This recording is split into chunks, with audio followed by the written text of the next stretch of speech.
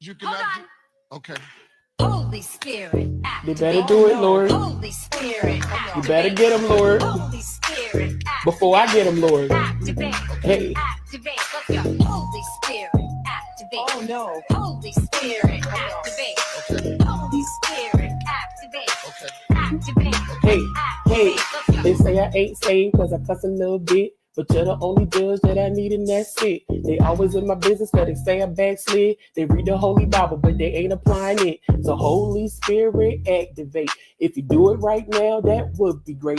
I ain't trying to smack this chick in the face. Don't you see me down here trying to change my way. So Holy Spirit, you better do it, Lord. Holy Spirit, You better get them, Lord. Holy Spirit, Before I get them, Lord. activate. Hey, hey, hey. You cannot. Okay.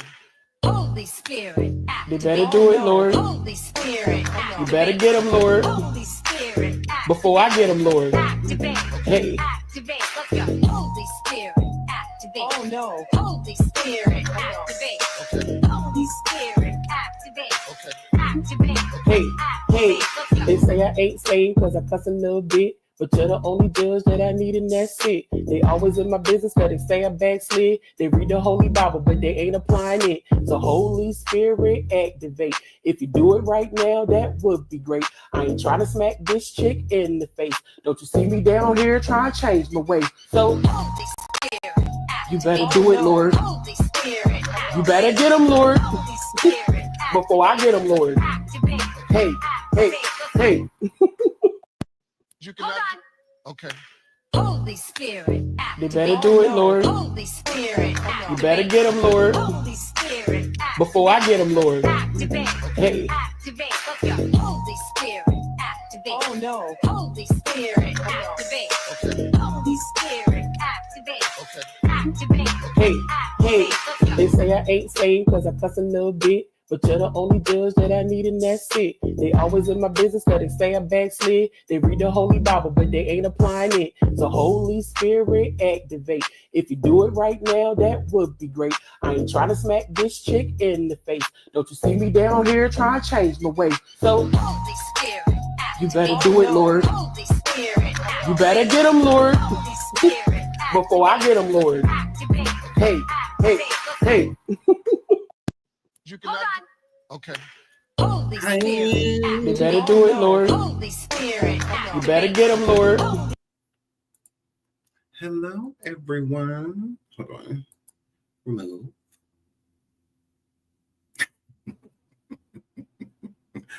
Hi. I don't miss this setup at all. Okay. I've just been like touching stuff. But I don't miss this at all. I don't. Hey, everyone. Look at all of y'all. I do miss this, though. Boom. I do miss that. I do miss this, being able to like highlight y'all comments. Hi, Iridescent. Hi, Boo. Hi, Janae. Hi, girl. Hi, girl. Hey, girl. Moderator. Hello, Caitlin Breeze. Hi, Boo. Saraja. Hi. Oh, and I missed you talking about some we do.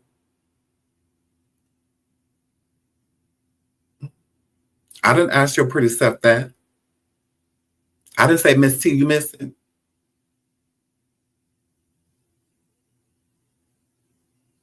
It's always the pretty ones. It's always the pretty ones. Hi, Maria. Hi, girl. Hi, girl. Hi, Tip the Tat. Hello. Hello. Everybody's talking about some of my favorite way.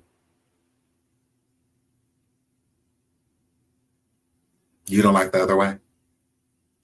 You don't like the other way? You don't want to finish complaining? You don't want to finish complaining? Hi, Dominique, girl. Hey, girl, she said, ran over here with the quickness. Hey, Shaw. Hey, Dominique, girl, you better have came over here. Where was you at? Cheating on me. Where would you cheat on me at? Hey, Lakeisha Boo. Hey, girl. Yes. Hey, girl. Anna Jones says, Janae, hello. Janae, she came here talking to you and not me. Here y'all go. There go the moderators once again, taking over my channel. Whew. Shout out to Dominique. She says, hey, Shaw. Hey, girl. Remember for 9 months. Gates. You don't have my baby for 9 months, girl. Yes, hi, Shannon. Shannon says, good morning, Sean. Thank you, Shannon, for directing your comment to me. Thank you. I appreciate it. Says, good morning. I'm glad to see your intro back. My daughter stopped in her tracks to dance. LOL. Oh, tell your daughter I said, hey, daughter. Hey, daughter, correct. And you know that. And you know that, though. You're adding, like, let me make his nightmare happen. Shout out to Destiny. I like how you explain it. Hey, friend. Hey, girl. Hey, girl. Hey, girl. Hey, girl. Shout out to my boo, Natalie, for the specific. She says, love you and what you do. Me too. You know, Natalie, I really like me.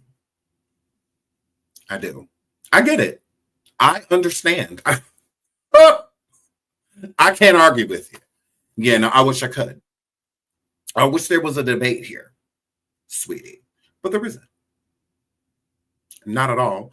Please hit the like. It don't matter that we changed a little piece. Please hit the like. Hi, Black Sheep Boo. Hey, girl. Hey, Eartha. Eartha here, y'all. Janae. Janae will take y'all. Hey, hey. Ann says, my Sean, I said hello to you first. Check back up the chat line. I shouldn't have to do all that, Ann, girl. You came in here acting like Janae was the only person you seen. Now, I know Janae is pretty. She is beautiful. But so am I. Y'all be coming here having y'all nerves.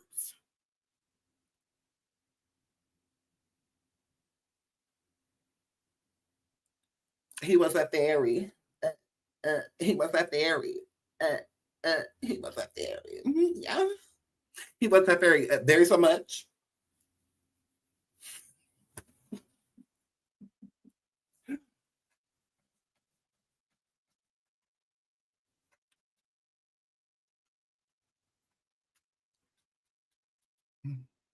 Not a bat, but a fairy. Correct. Hey, Keisha, girl. You love when I sing I Deserve? You do, girl. I can't stand it. I only sing it for y'all. I do. Honestly, because I love y'all. Ooh, now start over. And it's study trying to prove her point. And let it go. That was like 46 seconds ago. Like, and I get it. You like Janae more than you like me. Whatever. Some people like Tip West more than they like me too. So, I mean, it just is what it is. Hi, COG friend. See, COG, this is my friend. Mm-hmm. This is my buddy. This is my homie right here. Right. Can y'all hear me well?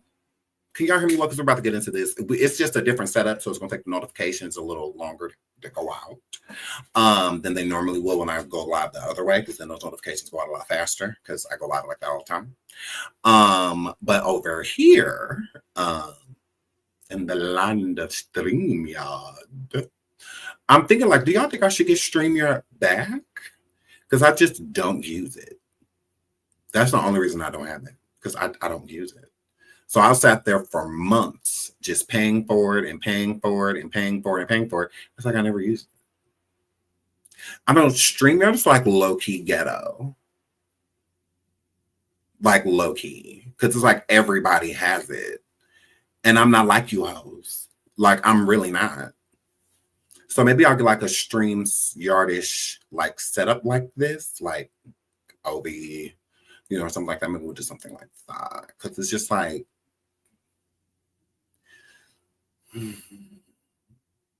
girl. And I gave it to him. Okay, COG said, I heard you, period. It is. No, I get it right. DJ. Right. Correct. Okay, y'all said really clear love. Okay, perfect. So the title of the show is David and Celeste Hernandez case, new info from PI. David back on FORTNITE and not going to jail. Emmer, anybody saying that David is going to jail, put your fingers in your ear like this. Put your fingers in your ear like this. Okay? When you hear any content creator say that David's going to jail, go like this.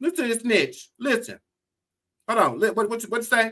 Why has David not been arrested? What do you mean, why has David not been arrested? Because y'all helped him get away with it. Hello? Yeah. Y'all the ones that was there when he said delete everything, delete the live, all of that. Nobody knew about Celeste at that point in time. You were one of the moderators in there deleting stuff. Because it was popped. Because everybody caught him live with an underage girl. And he told his moderators, which was you, this was last year, to get rid of everything, including her messages. That is why it's deleted user. The moderators deleted Celeste out of the Discord, not David. Y'all trying to make it seem like he did that. He went and looked at all of the messages and went and deleted all of the messages and deleted her. No, y'all did that. My moderators have power to block people, to delete their messages, to time them out. But y'all making it seem like David did. So you mean to tell me that David went and looked through years of messages and deleted every single one? He got that type of time while he on tour? Pre-K Celeste. Preteen Celeste. FORTNITE Celeste. Child with my name tatted on the chest. So he had time to do all that and tour? Because that's a lot. That's a lot. No, y'all did it. Y'all, as a group, got rid of it. And since we don't know exactly which moderator did, we blaming all of y'all. Yeah, that's why we attacked all of y'all. We was in all y'all DMs, not just you fucker. We was in all y'all DMs. You knew. All of y'all. Y'all knew. Y'all just didn't care. Not your problem. Now she passed away. Now y'all feel sorry for her. Now y'all have remorse and empathy when you should have had that all along. You should have always had that. Why did she have to die for all of a sudden? Why is David not arrested? Why wasn't he arrested during that live stream that y'all were moderating in? Why wasn't he arrested then? What do you mean? Shut up. This is what I'm saying. You need to shut the fuck up. Yeah, we don't care to hear from you because you're still stalking him. I just saw that he was active on this and he was online on this. Again, you knew all of those things too while she was alive. You was staring right at the girl. Staring right at her.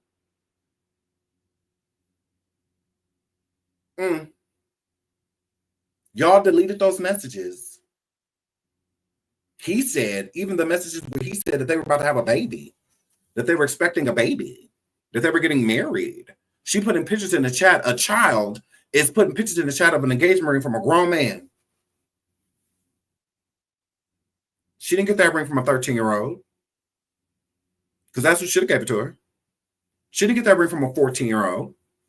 If she was going to get engaged, that's who it should have been to. Yeah. When you propose to somebody, both of y'all need to be able to get married immediately. If you can't elope,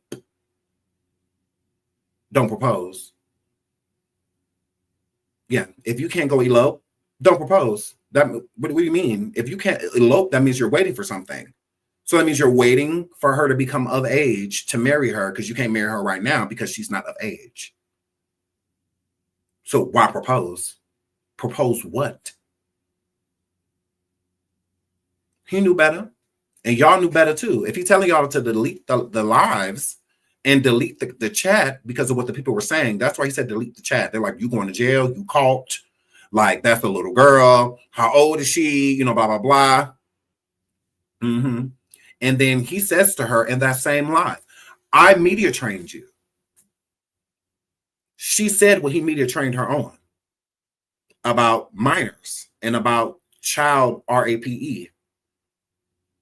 Because that's how it's viewed. Him being with her is not just statutory. Yeah, in the live. Hold on, let me go put. Oh, let me finish playing this and then I'll pull that up so I can show y'all. Like he literally, that's why she said it. Clear as day. He said, I media trained you. And she said, what? It's bad to a kid or a child? Like, that's what he media trained you wrong? Because that's what she said. She didn't say on posture speech. She didn't say that. That's not what that girl said. That is not what Celeste said. But let's finish listening to the snitch.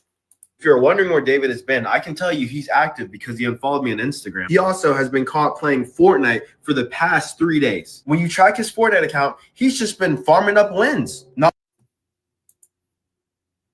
David is out here playing Fortnite. David is the same place where he met Celeste, allegedly. Is he looking for his second album?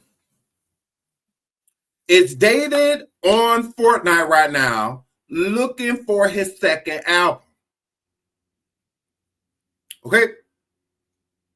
Is he looking for another Celeste?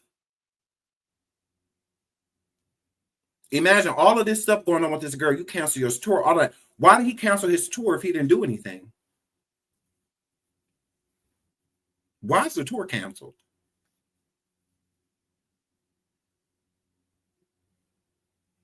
Why did the tour get canceled if he ain't did nothing wrong? What you cancel the tour for? Where is he? At home playing Fortnite. Yes. David is playing Fortnite. David is not worried about going to no jail. He's not a suspect. Yeah. Her autopsy was deferred. The coroner's report is deferred. Okay. There, as of right now, there is no cause of passing. As of right now. Because the coroner's office and the police are acting suspicious when it comes to this case because they're usually willing to give way more information because they need help. Police don't be figuring these crimes out all by themselves. The public helps a lot. The public helps a whole lot.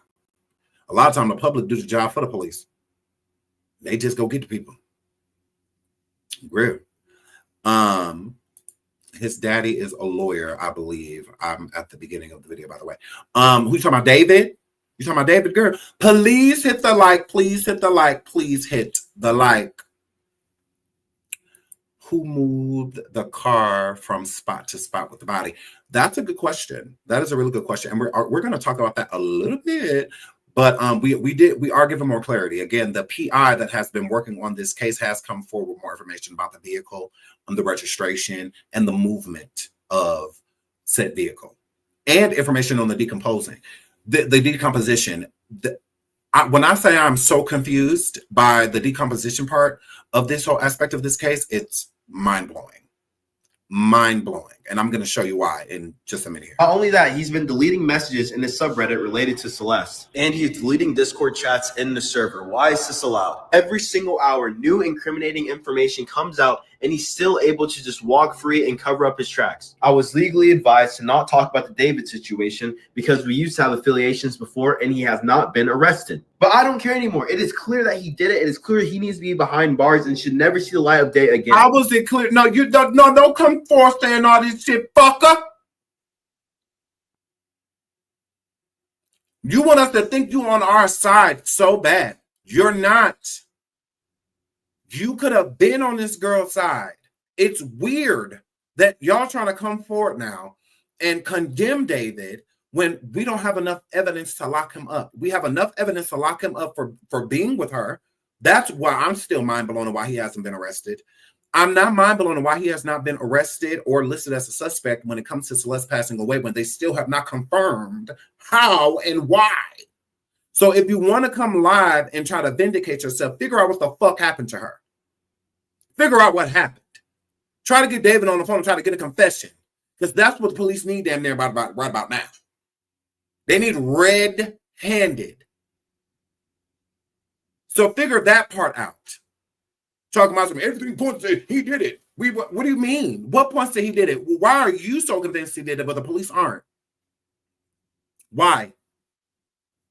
They can't arrest him off of assumptions. They have to arrest him based off of evidence, based off of things that they can prove. As of right now, it's not much linking him to her when it comes to her passing. It's plenty linking him to her of them dating and him being with an underage girl. That, if you're saying why hasn't he been arrested for that, that makes sense. But to say why he hasn't been arrested for unaliving her does not. When the police haven't even confirmed that she was unalived. So again, if she took her own life or something like that, those things have to be taken into account.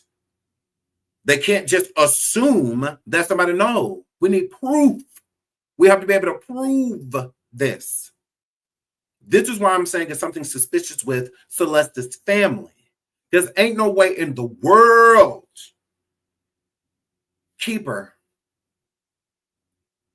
Send her somewhere else. Send her to another state. Have a different a different coroner look into her. Have somebody else do it. Because at this point, I don't trust the coroner's report. Because they're acting hella suspicious. Really weird. Even the police department is acting weird. Like what? It's like Voldemort saying Celeste's name. She's like Voldemort. I would hate to think other entities was involved with something happening to that girl. Okay? Because a lot of this human trafficking, there's plenty of governments and police departments and stuff that are involved as well. And they got to cover their tracks too. It's a business. Okay? Because y'all acting real weird about this girl. Her name shouldn't be Voldemort. It shouldn't be like saying that on Harry Potter, like, the name that shouldn't be named. Because y'all was all ears for Tory Lanez and, all the people y'all tell us shit y'all ain't supposed to tell us. When it came to them. Weird. This is very weird how this has been being treated, this case. Her family is suspicious because why not send her for a second look? No. I would not feel comfortable burying her without having all of the answers. How can she rest in peace? How can we rest and grieve and be able to move on from the situation if we don't know what happened? So with the family accepting her body and already ready to bury her on the 4th, is suspicious. She was a 14-year-old girl. It seems like the family just wants to get this over with. Because in order to exhume her body, like if she was buried and them having to do it again, they would have to go through the family. And if the family is so quick to just throw her in the ground, shout out to Jamila. Thank you so much for becoming a member, sweetheart. I really appreciate it. Thank you so much, sweetheart. And shout out to Special K for being a member for 12 months, for being a whole year gone, girl. Yeah. Good morning, David. So yeah, to me, that's weird. Tappy says, you think it possible the family could opt her? No. I don't think the family had anything to.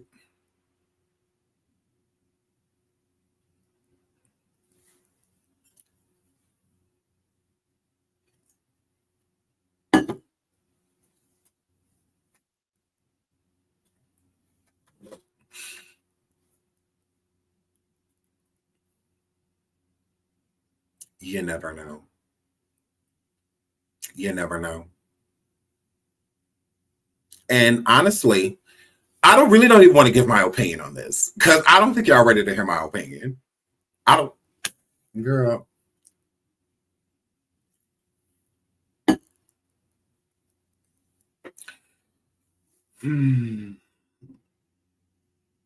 My opinion, shout out to Demetria says, my opinion, the family gave her away. I believe that the family sold her in a way. Yes, I wouldn't say gave her away. No, there was some type of compensation.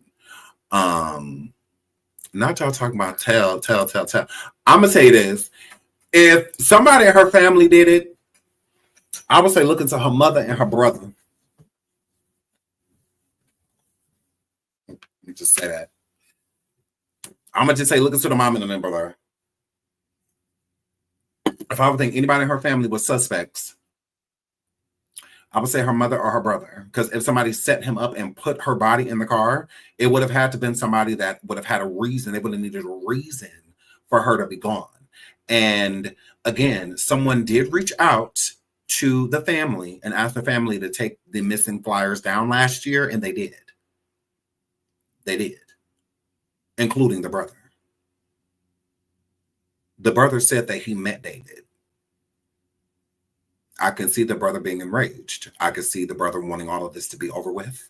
And I could see the brother having a strong bond with his mother, and seeing what it's doing to his mom and, you know, whatnot. It'd just be easier if we just hurt her. And since he want her, since, you know, that's where she want to be, the person that would deserve to go to jail for it would be David, because David ruined our lives. So in a way of protecting his mom and being able to move on with their life,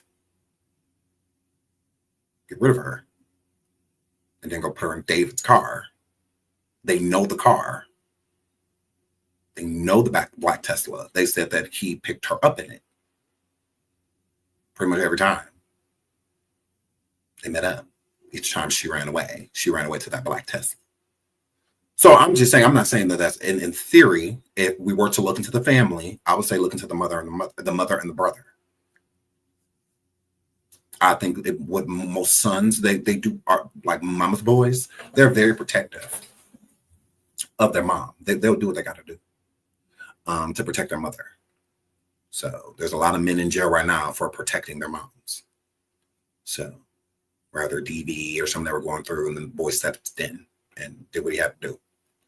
You know, so they're very protective, and it sounds like the brother hates David. Like hates him. And I do feel like the brother felt like David's celebrity made him invincible. So sometimes to get to that person, you have to go through other people. So why not use Celeste, something that he is crazy about? And this is also the reason you want him to go to jail, like for hurting and being with her sister, essaying her, all of that. You need to go to jail. So set him up. It would have to be someone that has a strong distaste for him. And the brother does. He has a strong distaste for David. He hates him. So I'm not saying he did anything to his sister. No, not at all. But I'm saying if I was a police officer and I was going to look into the family, I felt like David didn't do it. And I had to keep, because it has to be someone close to her that did this. You know, it's because it sounds personal. It doesn't look random. And the reason I say it doesn't look random because David really didn't let Celeste out of his sight. He didn't. She went everywhere he went. When he went to clubs, all of that stuff. They just found fake IDs. We're going to get into that too. But yeah. So I would look into the mother and the brother. If I don't think the sister did anything to her, and I don't think that her other family, like her aunt or her cousins, I don't think they did anything to her either. They don't have a motive either. There has to be a motive. Their mother is allegedly an illegal. All of this stuff their sister got going on could possibly get her deported. You see all this stuff going on with ICE and everything, how they're just snatching people out of their homes and snatching them off work sites and all of that. People will do a lot to protect their freedom. They'll do a lot. They will. And again, they're Americans, so they're bound here. Their mother isn't, from the information that's coming forward. So there's multiple reasons for if the son was going to take her out for him to do it. Motive. There's plenty when it comes to him. When it comes to the sister, there really isn't motive because she wasn't responsible for her sister. But the mother, there's plenty of motive to keep the secrets. And it doesn't sound like she cared much for her daughter. Shout out to Chillaxin. The situation is just tragic. Agreed. Very, very, very so much. Yes, Alicia says, yes, I was speaking about David's father being a lawyer. Yes, David comes from a very polished family, a very protective family. This is what I was stating when David said that the doctors let him out too soon. that the doctors let him out too soon, that the family knows what's going on with David. They know. They know that David is psycho. I feel that this is not the first time that they've had to clean up after David. I think it's the reason they homeschooled him and all of that. I don't think he was just homeschooled just because there are fine schools here in America. Fine schools. Really good school systems, private schools, all type of stuff. So why homeschool him? And then his parents are accomplished. So I didn't know that a lawyer had time to sit at home all day and, teach their kid. Like you're a lawyer. You're like swamped. Most lawyers are swamped. Multiple cases, they're swamped.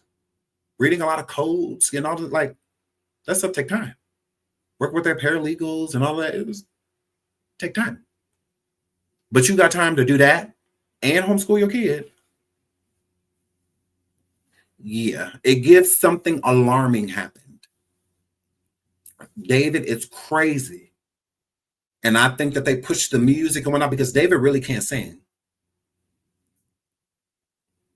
If you think about it. He does have a unique sound, but he's not a singer. That's why he mixes and meshes like rock and roll and stuff like that, because you really don't have to be able to sing to do rock and roll. Just like you don't have to be able to sing to rap. You can just kind of it's a sound, So I do think that he has a unique voice, but is he like a singer? No. Like he's not like a singer, like not at all. You're not putting him on stage with no Usher or nobody like that, and he drowning into those people out. You're not putting him on a stage with him and Chris Brown, and they sound the same, or they sound like a choir. No, that's not happening. Now you could put him on stage with Limp Bizkit. You could put him on stage with Fall Out Boy, and he hang in there. But even the guy from Fall Out Boy, the lead singer, he was amazing. He's a great singer. Like he could sing. And I wasn't even like, oh, Fall Out Boy. But he had a decent voice. He did. Correct. Gave like an Ed Sheeran type of rock voice. But yet he don't give that. David does not give that. Not at all. So I feel like something happened. And with him being a minor, it's easier to seal, to get those files sealed and whatnot. So we won't know. That would be something the family would know. And the family has kept David ultra silent. Ultra silent. It gives his father is an attorney. Because he hasn't said a word, but he on FORTNITE and all of that stuff. Like a sane person would not be doing these things. Not at all. A sane person wouldn't be doing the stuff that he was doing. You're a celebrity. You are famous. You're amassing all this money. And you with a little girl? You with a little girl. And that's not weird to people? Y'all want to talk about Celeste's family knowing. You don't think his knew? You don't think that David's family knew about Celeste? Why would they not? How do we know that the family wasn't coaching them along the whole time? The father being an attorney, telling them what to do to stay out of trouble, to keep her out of harm's way, so that people don't know who she is and because this is what our son wants. So how do we? And at one point in time, did the family come forward and give their condolences and say, hey, our son is innocent, but, condolences, we're sending our condolences. Nothing. They've been ultra silent. Nobody has said a word. Nobody has said a word. Why? Explain to me how you can have these Jeffrey Dahmer crimes and you don't even get arrested. What is happening? Why has David not been arrested? If you're wondering where David has been, I can tell you he's active because he unfollowed me on Instagram. He also has been caught playing FORTNITE for the past 3 days. When you track his FORTNITE account, he's just been farming up wins. So he's just been farming up wins. So this dude David is literally on FORTNITE. He ain't grieving, nothing. He ain't trying to help the family. He could have at least gave his condolences. Nothing. He on FORTNITE, where he met her when she was 11 years old. LAPD, y'all know for a fact that David was dating Celeste. Y'all know that. Y'all know that David was dating a child. Y'all know that. Why is he not arrested for that? Why is he still allowed to be on FORTNITE with our children? Why? Why? And is this the first girl? There are other young women that are now deceased that have been missing from the same areas in California. Is he connected? In Texas right now, they just found another body. Within 10 days, they found multiple bodies. So they feel like they have a serial killer. Well, if this just is being more repetitive within the last 10 days, maybe this could stem back a long time. They could have been doing this for years, and people really just starting to put 2 and 2 together because it's happening probably more frequently in one area. So again, when it comes to David, how do we, again, he said the doctor they should never let him out. They let him out too soon. I believe him. It's something wrong with him. Like, dude is evil. Evil. And never forget. Never forget. Oops, my phone.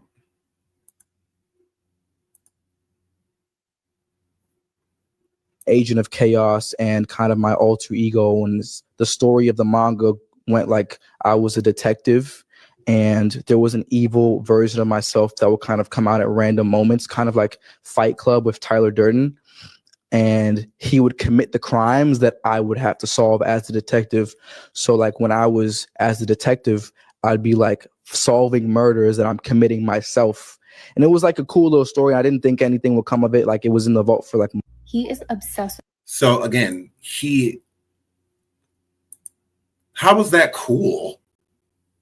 How was that cool? Like, it's a cool story about how I would go around unaliving a bunch of people. And then after I unalive them, I would go figure, like, you did it. Like, you sound psycho trying to make it seem like you aren't the person that did it. Like, you already know. Are you okay?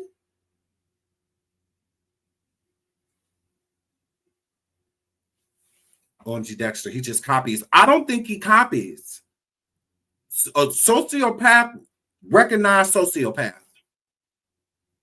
A sociopath recognized sociopath. One of the main takeaways, if you've ever watched Dexter, is that his father taught him the human connection, okay? Because he didn't have it naturally. So the father prepared him to be able to unalive people and get away with it. Because by his nature, he was going to do it anyway. He was going to do it anyway. So that's what Dahmer and Dexter had in common. Is Dahmer was going to take lives no matter what. Mm-hmm. When you're a sociopath like that, it's like a hunger. You have to feed it, and you feel like you have to. So you're having all of these thoughts. It's kind of like when you first hit puberty, and then you start having sexual thoughts. Eventually, you are going to act upon those feelings. At some point in time, it's going to happen to where the animal instinct is going to take over, and yeah, it's going to happen. You're going to feed it eventually, right? It's just everybody's hunger is different. With most humans, when that switch is flipped and we take a life, it's out of protection, usually. It's usually either trying to save ourselves or save somebody else that we care about, or just in general, right? It's not what we're not literally going around hoping that we get to take a life, hoping that we get to do it. Like, no, most of us don't want to take a life. We don't want to have to come there. But if they do, we're going to do what we got to do. So I'm the type of person that couldn't necessarily imagine taking a life, but if I had to, I would. But it's not something that I want to do. It's not like a hunger in me that I feel like I have to take a life. But with these sociopaths, it is. So they're sick. Like, they cannot help it. They can't. So they'll relate to a lot of gory and things like watching people pass away and watching people be unalived, horror films, stuff like that. They're like obsessed with that kind of stuff because it's kind of like a buffer, you know, but it's not the real thing.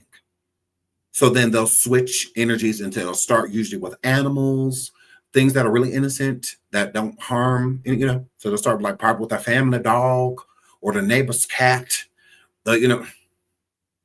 That's just what that were.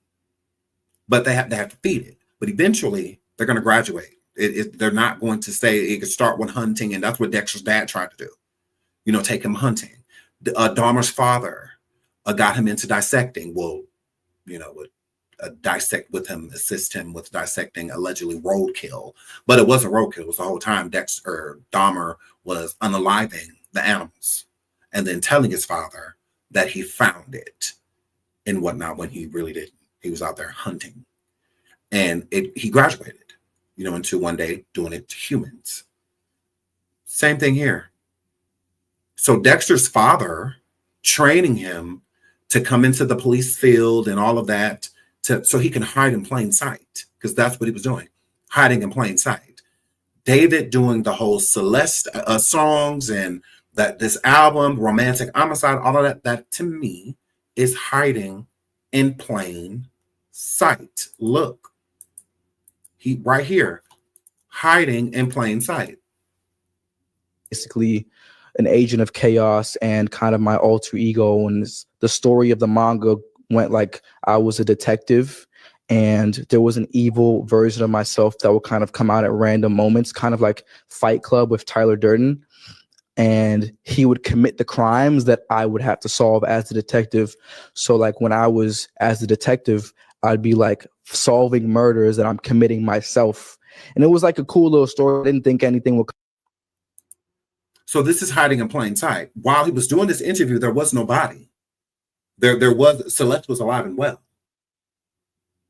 So then you go back, hindsight, and you hear things like this. This is hiding in plain sight. He's telling us basically exactly what happened, exactly what's going to happen, or something that he's already done. So when he's saying things like this, it doesn't mean that it's correlated to Celeste. It could be correlated to another victim. The only reason David got caught was because she was in his Tesla. That's the only connection to her deceased body and David. There's no other connection. We still don't even know when she died. No idea.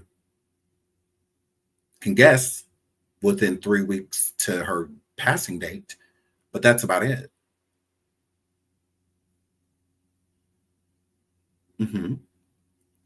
He could have been talking about a whole nother victim. He could have been talking about somebody completely different. That's why I said Celeste could have been the inspiration for his next album. Who knows if this is the first Celeste? Like, let's look into the area. Are there other girls named Celeste that have been missing or went missing in the Texas area, in the California area? And when, again, those plates are from Texas. So he be going to Texas. He be in Texas. When did this start? That's what I would be looking into. So you don't have much information on Celeste. Okay, check and see if there's other victims. If there's other victims, then okay, it's enough to be able to align and maybe figure out what happened to Celeste. Because right now, y'all don't know. They don't know. And again, the police are being unusually silent, even the medical examiner's office. Unusually silent. Let's get into that. And the police are unusually quiet in this case. Yeah. And we have covered many, many cases with LAPD over 20 years. And, you know, they do hold their cards close to the vest. but there's wiggle room there. People talk. Right. And they are not talking. They are not talking, which is weird. Why wouldn't you want to help? This is why people want to bring up David's father being an attorney, stuff like that. Because what's the holdup? And then they stated that it's deferred. Why is it deferred? Why? Why? Why are the police being so tight-lipped about this case? For what? I feel that the deferred autopsy was done deliberately. This is why I feel that Celeste's family has more to do with this than we think, because why aren't they sending her body to another coroner's office? Why? I have not seen anything about the manager being found. Just anticipate no. Why? I mean, wouldn't y'all? If a 14-year-old in your family was found unalived, you're waiting for the medical coroner's report to come back. The report comes back and it's deferred. So that means you still have no idea what happened to her. The only information you have is deferred. Not, this is probably when she passed away. This is how she passed away. None of that. You don't have any of that. And then you just bury her? Why? No. Kendrick's family, the young black man that was found rolled up in the mat in his school. Come to find out his organs was missing, all type of stuff. Because his family didn't let go. They just didn't feel comfortable with what that first coroner's report stated. And when they had the body exhumed and had the body sent to a different coroner, it was newspaper inside that young man. They didn't even have his organs. It was newspaper inside them. So they went with their gut. Their gut was telling them, this is wrong. This don't make sense. It doesn't make any sense at all. Deferred is just more so of it pending, meaning that there will be more investigating going on with the samples and stuff that they have. That's it. Means that in the future we could find out a decent amount of information on it, or it means in the future we won't find out anything. It could go either way. It could go, we find out a lot, or we find out nothing. It just is what it is. But being deferred is not good. If this is a homicide investigation, that's not good for a homicide investigation. That halts the investigation because it's deferred. So you can't even continue with the investigation if it's not stated through the coroner's report the cause of death. You need that in order to pursue. So they can't pursue anyone that they would even view as a suspect until they said that she was how she passed. And as of right now, it's deferred. There is no cause of death. It's deferred, meaning pending, basically, to us that don't understand. Because I don't understand all that mumbo jumbo, but I do understand that it's pending. It doesn't mean that it's over. It doesn't mean that. Well, it does mean that with their findings, that they couldn't specify when she passed away, how she passed away, and if it was self-inflicted. Like they can't prove any of that because they said the body was so badly decomposed. They said that the body was so badly decomposed. Well, if the body was so badly decomposed, well, let's get into this. Let's pull up the PI. Investigator is revealing more details about the case of Celeste Rivas, whose dismembered body was found in the front trunk of David's Tesla. Steve Fisher is the name of the PI who was sharing some of his findings so far. Steve shared this lengthy message on Twitter along with photos of the car, the complaint report, and the vehicle impound report. This is the vehicle report that he shared. The report notes that there was a large dent in the back of the car, no mention of odor. And this is the vehicle complaint that he shared. Steve says that the initial complaint was called in on August. Now, like he said, Steve says, I obtained photos of David's 2023 Tesla Model X when it was towed and impounded. I also received a copy of the 8/26/2025 complaint reporting it as abandoned, along with the vehicle impound report. The caller only noted a large dent in the car, no mention of odor. Again, no mention of odor. Okay, so they didn't put the car. The car was not sent, or the police were. Well, the tow company was not called due to an odor, because that you will call the police for an odor. What is a tow company about to do about? Because usually it's somebody like deceased or something decaying, someone decaying, type of odor, not just that the car stink. Like, yeah, no, that's not what that word. Okay. The tow report states nothing of value was seen inside. The photo suggests the car had been left in the same spot for an extended period. The initial complaint was called in on August 26th. Then an officer first inspected and cited the car on August 27th, then ticketed again on September 3rd, and then towed and impounded on September 5th. The report also notes that there were no wants on the vehicle, meaning it was not reported stolen at the time.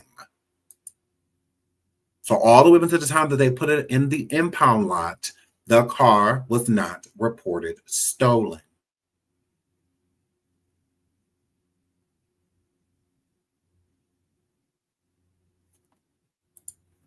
26th, and an officer first inspected and cited the car on August 27th. It was ticketed once again on September 3rd and then towed and impounded on September 5th. The car was not reported stolen at that time. Steve also says that the date of the odor complaints was September 8th. Someone pointed out that bodies usually start to give off an odor within 3 days, and that it's weird that the officer and the tow truck driver didn't smell anything. And Steve explains that the front trunk of a Tesla is weather sealed since it sits in front of the air filtration system in the car. So he says that it was probably a slower decomposition process than expected. Oh, what?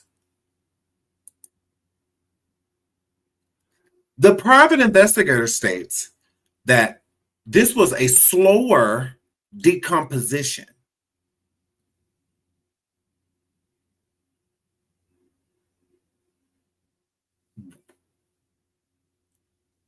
We've heard reports of dismemberment. We've heard reports of liquefied. Every report has been an accelerated one.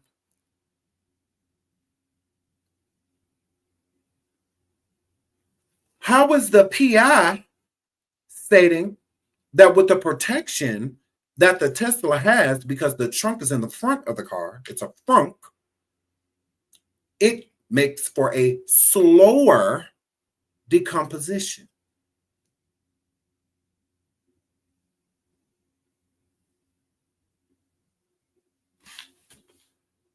What? When they basically trying to make it sound like the girl was soup when they found her.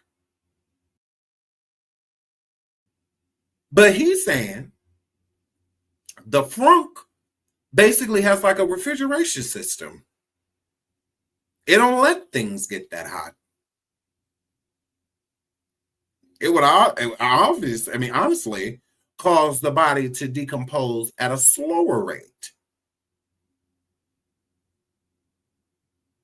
What the? Y'all keep listening. Because of the lack of oxygen and insects. As shown in this photo, there was a dent in the back of the car, which matches up with what one of David's alleged neighbors told the U.S. Sun. That neighbor said that they asked David about his Tesla as it was hit and he never fixed it. And he said David never really said what happened. So it sounds like this dent was there way before this entire situation. The same neighbor also told, please hit the like, please hit the like, please hit the like. This story, is something wrong with this story. Is something wrong with this story? Poor Celeste. What happened to this girl? Because at first I was starting to think, well, maybe like a random person. Maybe she went to walk and go somewhere and a random person just snatched the girl up, hurt her, ended her life. Saw her in a Tesla before I bought a Tesla, or maybe the girl was getting something out the car and somebody just snatched her up. and it's just by random. You know, what if he didn't have anything to do with it? You know, what if he didn't know? What if he thought she was just at the house the whole time? But that's what I'm saying. He had too many. He would really wouldn't let her out his sight. So that don't make sense either. So I'm like, but this is making me think something very sinister happened to this girl. Told the U.S. Sun that he believes Celeste and David were a couple. He said that they were polite but kept to themselves and didn't really engage in conversation. Let me know your thoughts down below and follow me for more. Okay, and let me pull this up about the PI, about the private investigator.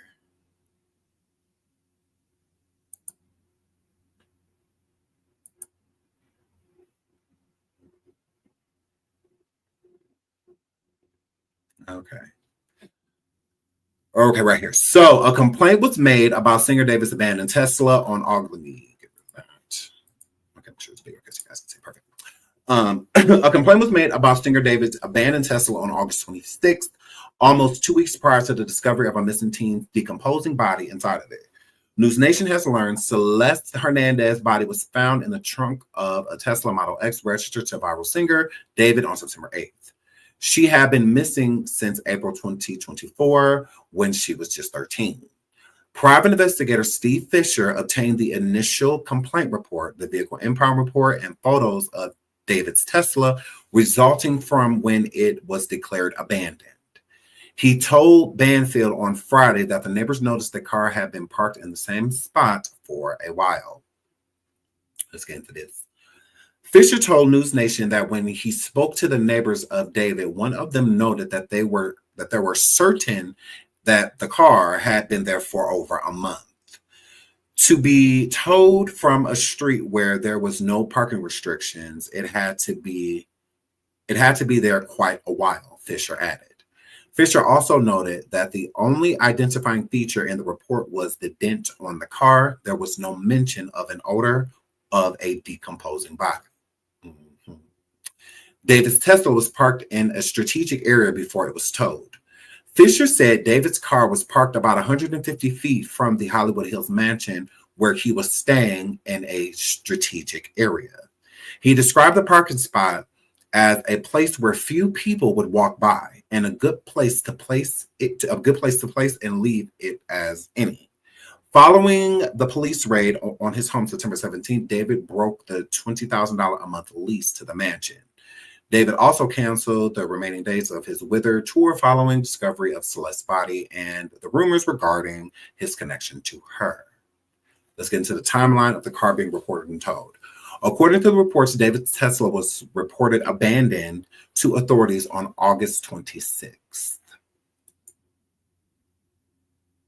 Okay, it's weird that David's car would be reported as abandoned if he said that the car was stolen.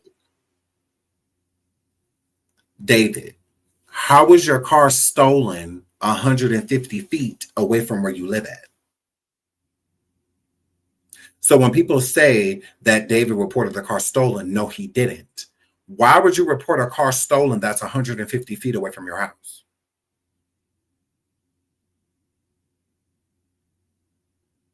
They didn't find the car in Texas. They found it 150 feet away from his house. This is what makes me think that she wasn't unalived at David's house. I don't think it happened there. I don't. I think that they all left on camera, and I think that everybody came back to her. So with the surveillance cameras that they have outside of the home, that would be very telling. The last time you see her on camera, because 9 times out of 10, that's when she died. That's when she was deceased. Another thing, she was speaking to her friends about around August 24th, August 23rd, August 24th was the last time anybody that was friends with her or family heard from her. But what I noticed with that, none of them stated that it was like phone calls. It was all via text or DMs. So how do you know it was her? How do you know when she was live? they would have to base it to me off the cameras. The cameras would show the last time you physically see her. The neighbors all agreed that they saw Celeste often. They saw Celeste all the time. So it's verified. So if the neighbor saw her, the cameras saw her. At the Airbnb or / rental, the $20,000 a month where they were staying at, the landlord there does not have access to the cameras. There's cameras in the home and there's cameras outside of the home. It's through a surveillance company. So David and them, if they needed anything like that, they would have to contact the surveillance company in order to see any footage in the home or anything like that. So this is why I don't believe whatever happened to Celeste happened there, because they have limited power over the situation. They don't have power over the cameras. They don't have power to be able to delete that out. Another thing, the Tesla. The Tesla was found. The Tesla has indoor cameras and outside cameras. Okay, multiple, not just like one. No, multiple. So that would dictate who was in the vehicle last. Whoever parked that car knows everything. Whoever moved the vehicle knows everything. So I do not believe that it happened there. I don't. Because the police will have way more information. So either the police are hiding information or there was just simply nothing to see on the surveillance cameras besides having a date to when the last time she was there. That's really the only thing I could see the cameras showing, because I don't think it happened there. Whatever happened to Celeste, I don't feel like it happened there.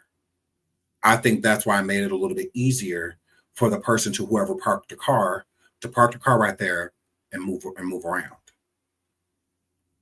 The neighbor stated that the car was parked there for at least a month.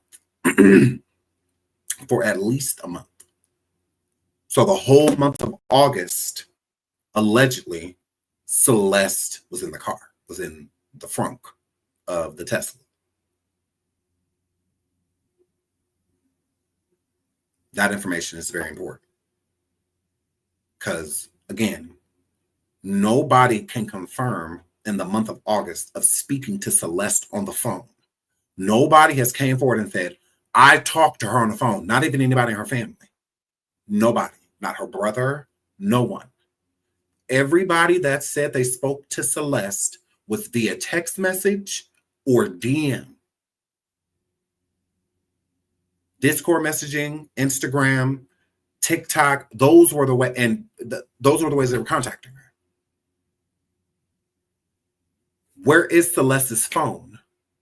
She had a phone. Where is it? This was thought out.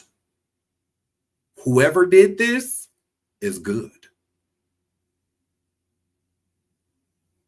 They didn't leave too many mistakes. Because in Teslas, you can turn off Sentry mode. You can turn it off. And if Sentry mode is off, there are no cameras on. All of the cameras are off.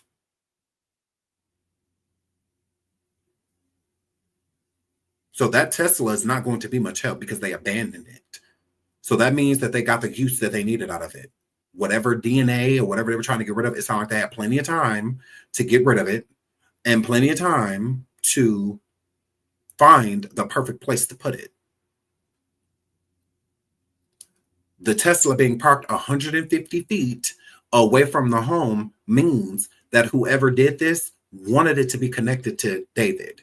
Not only because it was 150 feet away from his house, because they left her body in his car. This is what leads people to believe that David had everything to do with it. So rather David did it himself, I doubt. I do not feel like he did this alone. It's clean.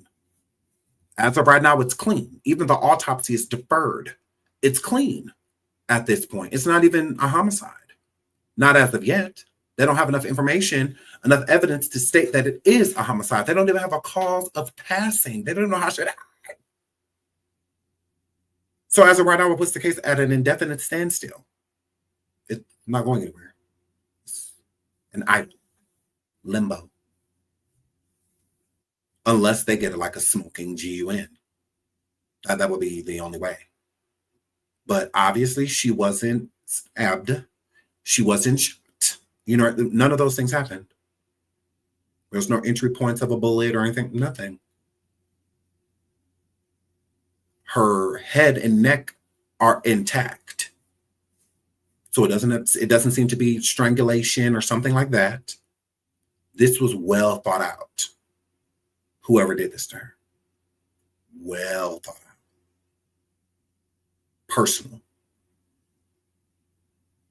This is a lot. But let's keep reading this. Fisher explained that in Los Angeles, a traffic officer has to come out at least 3 times before they can tow a vehicle to document that it hasn't moved in over 72 hours. Celeste and him being romantically involved. TMZ senior news reporter Charlie Neff told Banfield on Thursday that friends of David from Los Angeles music scene revealed to her that he and Celeste were always together and romantically involved. Okay, so you have people that are a witness to David and Celeste being together and being together romantically, and them stating that he took her everywhere, that they were together often. We saw her all the time. We didn't really know her, but we did see her. We saw her pretty much all the time, is what they were saying. Saw her all the time. The friends added that they were under the impression Celeste was a student at the University of Southern California. Quote, no one really questioned much about her background. They just knew her as this college student that went to USC, Neff said. So, Grell. Now, in this report, again, never forget that favorites. The PI that conducted this, in his report, he placed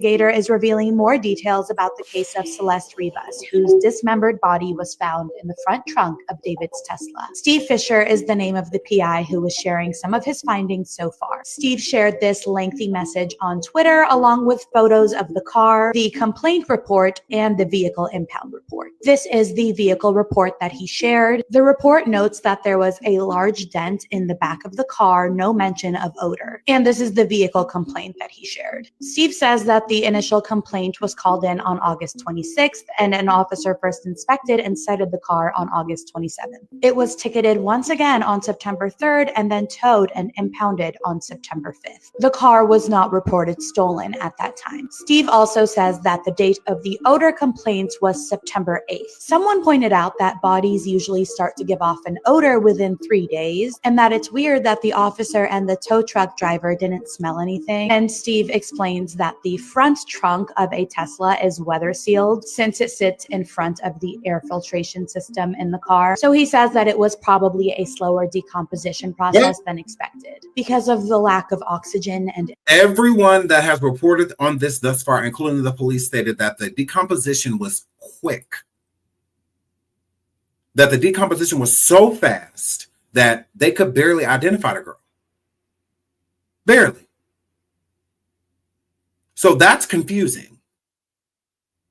From what was being mentioned by this PI, he's saying like, no, that the smell wouldn't have necessarily have come out because of how the Tesla trunks are made. So with it being in the front of the car usually gets more sun than the back of the car. That's the whole point of putting the trunk in the back, right? So with the trunk being in the front, it's going to get direct sunlight. So when it's sitting outside, it's not going to be parked in a way to where there's much shade on the front of the vehicle. So you would think that it would heat up quicker, because of, again, the direct sunlight. He says, no, they're not built like that. They're built to basically have a small sense of refrigeration inside of them, to where anything that's in the front of the car, because if you like stop and get groceries or something like that, and you put them inside of a trunk, and you're in a hot area, like you live in like Cali or Arizona or something like that, to where it gets really hot, like record temperatures type of place, then it will preserve the things that's inside of it. It's not going to destroy it. It's not gonna, you go buy some ice cream, and by the time you get to the house, your ice cream is water. It's liquid. Like, no, it's not like that. The trunk is built to preserve. So what does that say about Celeste? Wouldn't it have preserved her?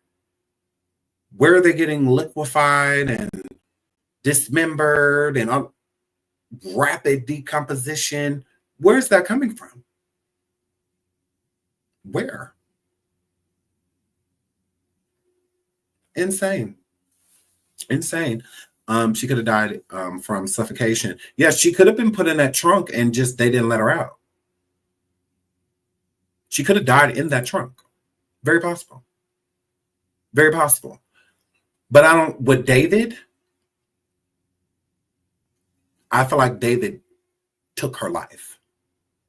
I don't know. It's just this feeling that I have.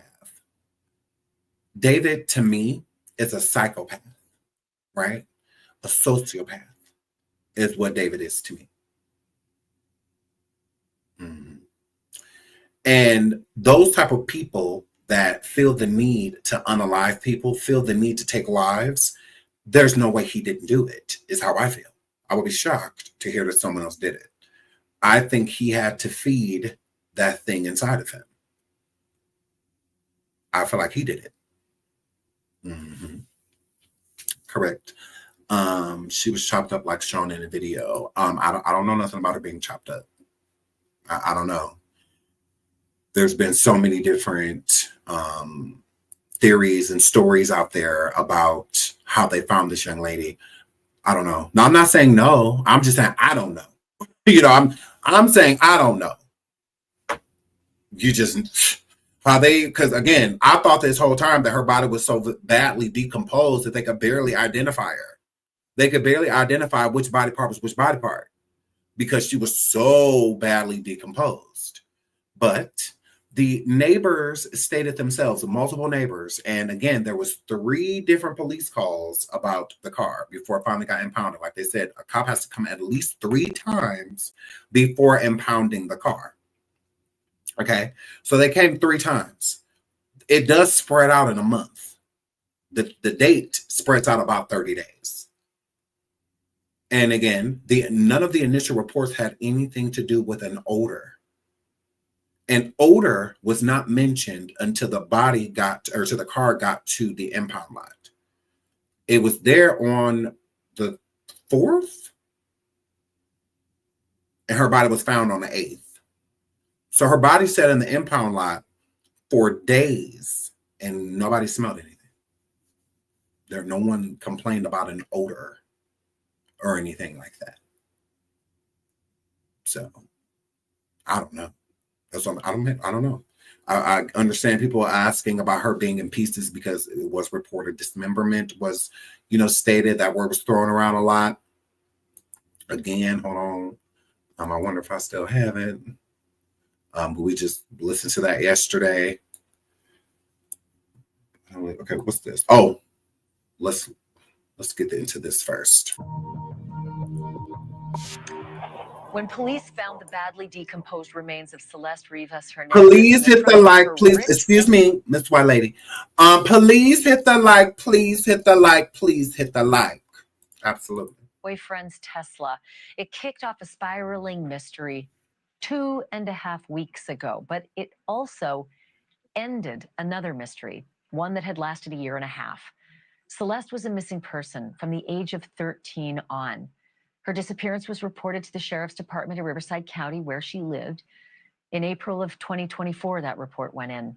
But she had been a runaway at least twice before that, in January and again in March of that year. Now TMZ has obtained video from the March disappearance. It was captured. Now, don't get this twisted. It's from the March disappearance. So this is when she was leaving her family's house, not David's house. This is when she was running away. This is when her sister had went to this liquor store, well, store slash liquor store, slash gas station, girl, all in one, and asked the man if he had seen her sister. And he said no. So she asked if she could look on, if he had any surveillance, like if he could look on his cameras and see if she like maybe walked past, or anything like that. So this is the last time her family seen her. Correct. This is the last time her family seen her. Not the world, her family. A surveillance camera down the street from Celeste's home in Lake Elsinore, California. There's Celeste right there at 7 o'clock in the morning on a Tuesday. This was March 19th. Where she's going and why she starts to run is unclear. But one thing is certain.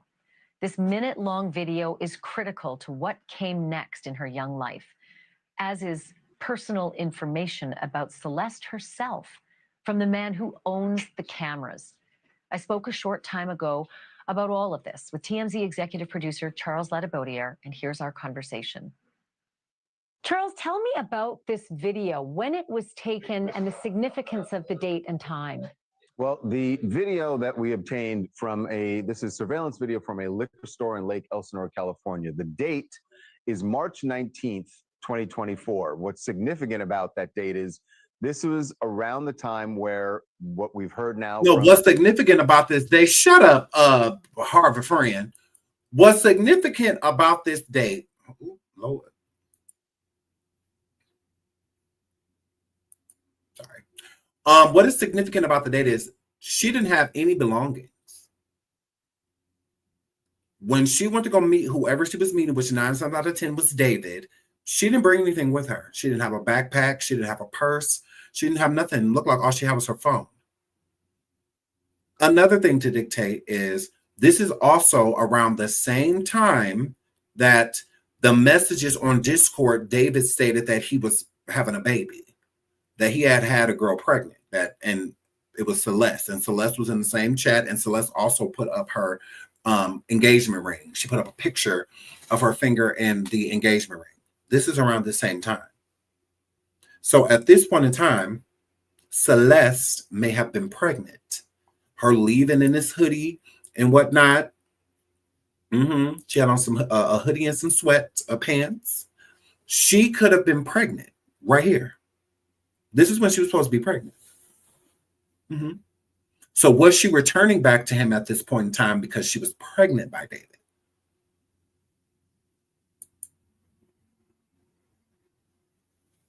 I'm just saying, because this is the time.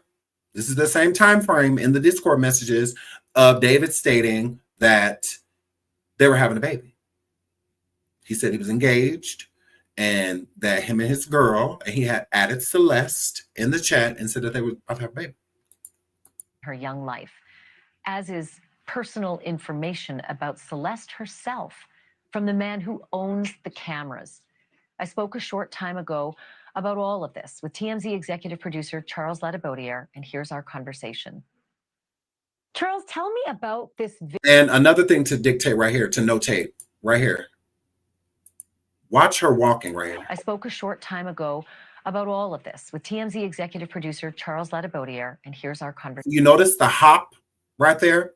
She's limping. She's limping. What happened to her? Where is Celeste's mama at? What was y'all doing to her? Why she leave limping?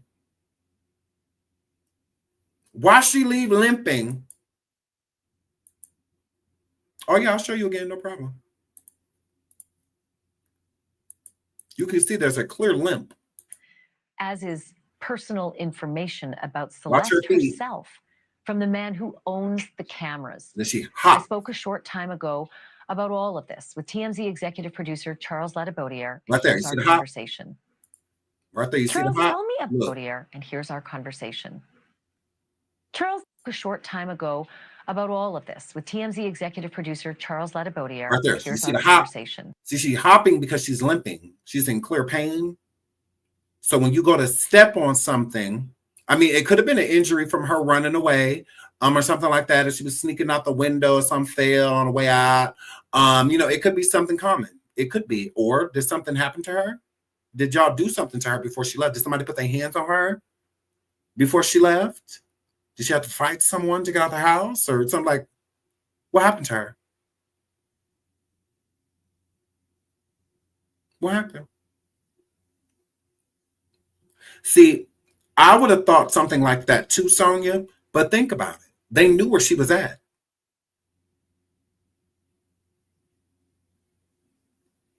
They knew where she was. Daddy says, Sean, how would you react if it turns out David turns out to be innocent? That's impossible. That's impossible. This is a 14-year-old girl that is running away from her home to go be sexually active with a grown man. What innocence? Are you talking about innocent of unaliving her? Because you got to be more specific. You got to be more specific. Are you talking about the unaliving of her, Dede? Are you talking about that? Because he's not innocent. There's nothing innocent about what he did to this girl. Okay, the unaliving. I wouldn't be surprised because this case has a lot of moving parts. So it's not like how people thought it was going to be like cut and dry. To where like, oh, once the coroner's report comes back or once the autopsy comes back, it's going to be easy to convict him. It's going to say exactly what he did to her. So that didn't go people's way, right? So since that didn't go anybody's way, my thing with David is, if you didn't do it, why cancel your tour? Why let them push your album back? Why let these brands drop you? Why not come forward and state that you didn't do anything? Like, he has guilt, and I don't think the guilt is just that he was sleeping with that young lady. I don't think that that's the only guilt that he has, because that's really not the big thing that everybody's talking about. The main thing that people want him to be incarcerated for at this point in time is her life being taken. It's the main thing. And it looked like we got our work ahead of us, trying to prove that. But I would not be shocked if David didn't do it. I wouldn't be. I would be shocked in his silence, but I wouldn't be shocked because if it was you, would y'all really want somebody going around saying that y'all did something to? Because like I said, I would rather be arrested for being with an underage girl, something I would never do, but I would rather be arrested for that than being arrested for taking her life. I would.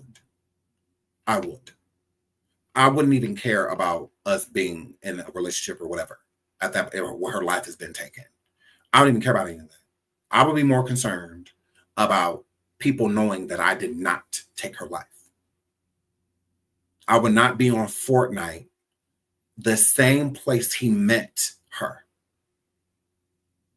So to me, it's giving nana boo boo. Y'all thought y'all got me, y'all don't. Because if I didn't have anything to do with her passing away, I'm not canceling a tour or nothing. I'm not doing any of that. The damage is done. If they're going to come arrest me for, being with an underage, statutory, whatever they're going to arrest him for, then that it just is what it is. But if you didn't have nothing to do with it, you didn't have anything to do with it. It doesn't give that he, didn't have anything to do with it. He's not here. He canceled the tour and album, and it's shelved. He's not on tour. Yeah, but this is what I'm saying. That's the whole point. If I didn't do anything, I'm not canceling my tour. David's tour, the tour company and the record label did not cancel his tour. He decided that. He decided it. And the reason that the label pulled back on the album coming out, one, I feel like incriminating, because a lot of his music is being discussed. And two, is because he canceled the tour. Albums help sell tours. See how Cardi's dropping her album right now? And then this spring, she's going on tour. Nicki Minaj is allegedly dropping an album next March. And then she's going to tour. That's what albums are for. They help you tour. Put your album out. Your fans listen to it. You give them a chance to absorb the music. And then you go on tour and they sing in every song. See, not everybody can Beyonce, Rihanna, all that situation where they could just drop an album. The fans learn it overnight, because we do. We learn it overnight and we buying tickets the next day. Everybody can't do it like that. Some people got to let the music sit and let the music simmer. Let the fans really eat it and then go on tour. David already dropped Withered. So this was a deluxe album of an album that's already out. So he could be dropping more songs that and gain more fans and have more people buy tickets. You know what? That's the whole point. So why drop an album when you canceled the tour? The album is already out, Withered. The deluxe album was supposed to keep pushing the tour. Promotion, all that. That's why he was going around doing interviews, all that stuff. So the record label shelved his album because for what? What are we dropping our album for now? And then with all of this bad publicity that they got going on, it's not going to get much support anyway. So it wouldn't. Besides people listening to the album to take the lyrics and break them down and try to figure out how he's talking about Celeste or somebody else, and all it takes is 2-3 people to do that. Like, it don't take the world to do that. So there's really no profit in dropping the album anyway. If he would have kept the tour going, then yeah, they would have dropped the album. He ended the tour before September 19th. That was the day of the original release of the deluxe Withered album. So yeah, that's just what that were. Sean, do you think something's off about Celeste's parents? So absolutely, 100%. Especially Celeste's mammy, because there's no way in the world if something happened to my, because again, the damage is done. This is what's pissing me off with these people. Please hit the like, please hit the like, please hit the like. I say the mother let Celeste go stay with David, which she did. She knew. We all know she knows. It's not a secret. The damage is done. Figure out what happened to your child. Figure it out. So for her to let them bury her daughter, because the funeral is what, next week? Next weekend or something like that? October 4th? Why let them bury her with no answers? It's deferred. So with it being deferred, I'm sending her to someone else. Send her to another coroner's office. Let another medical examiner do an autopsy on her. Let somebody else do it. Get a second opinion. And if the second opinion is deferred to, get a third. Then when you feel like you've done everything that you can, bury her. Because as far as I'm concerned, with them saying that it's deferred, there is no funeral. There is no funeral. Until I find out what happened to her, there is no funeral. Not at all. I wouldn't feel comfortable burying her, not knowing what happened. They need her body in order to find out what happened to her. If her body was already allegedly so badly decomposed, why put her underground? So it can worsen, because that's all that's going to happen. She's just going to finish deteriorating. Finish decomposing. That's all that's going to happen. So to exhume her later on will make things 10 times more tough. It will make it worse. So no. While she's fresh, let's get on answers, as many as we can. I will be getting second, thirds, and fourths. If it costs money, do a GoFundMe. That's when you do a GoFundMe. Fine. I'll even support that. Her family put up a GoFundMe right now and said that we need help getting her to another medical examiner, another coroner's office. Let's do it. Let's get the girl exhumed. Or not exhumed, because you have to be buried for that. But yeah, let's get this done. I would be all for it. So for her mom to be okay with burying her on the 4th, that's weird. It gives you don't care.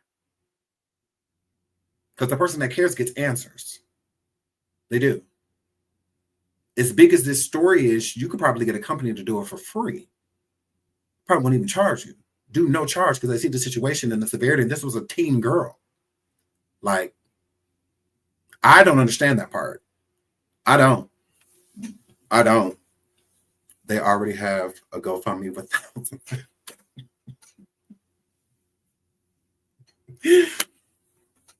Bad Bunny said, look at here. They already got a GoFundMe with thousands in it. Take a few thousand from that and see what happened to that girl. That too. That too. That as well. Because with funerals, all they got to do is put down a deposit and they could, pay it off in the future. If they need to use the rest of that money or the other half of that money to figure out what happened to her, do it. Do it. Do it. They got a good 30K already. Yeah, last time I looked at it was like 24,000. It was at about 24 grand. There hasn't been a funeral yet. No, October 4th. They just released her body on the 23rd, 24th, something like that. So her body just got released from the medical examiner's office, the ones that were supposed to be figuring out what happened to her, and they said deferred. So yeah, crazy work. But let's keep it. Charles, tell me about this video, when it was taken and the significance of the date and time. Well, the video that we obtained from this is surveillance video from a liquor store in Lake Elsinore, California. The date is March 19th, 2024. What's significant about that date is this was around the time where what we've heard now from several people who have known, who knew Celeste, is that she was a runaway, and that in early 2024, there were multiple times that she ran away from home. This would have been either the second or third time, we're trying to figure that out, that she ran away in March. The first time had been in January. We've talked about it, that the police found her in Hollywood and brought her back to her family. But in March, she took off again. And we know this because her sister went into this liquor store and asked the owner if he had seen her come into the store. Did he have any surveillance video that might have shown her or where she went?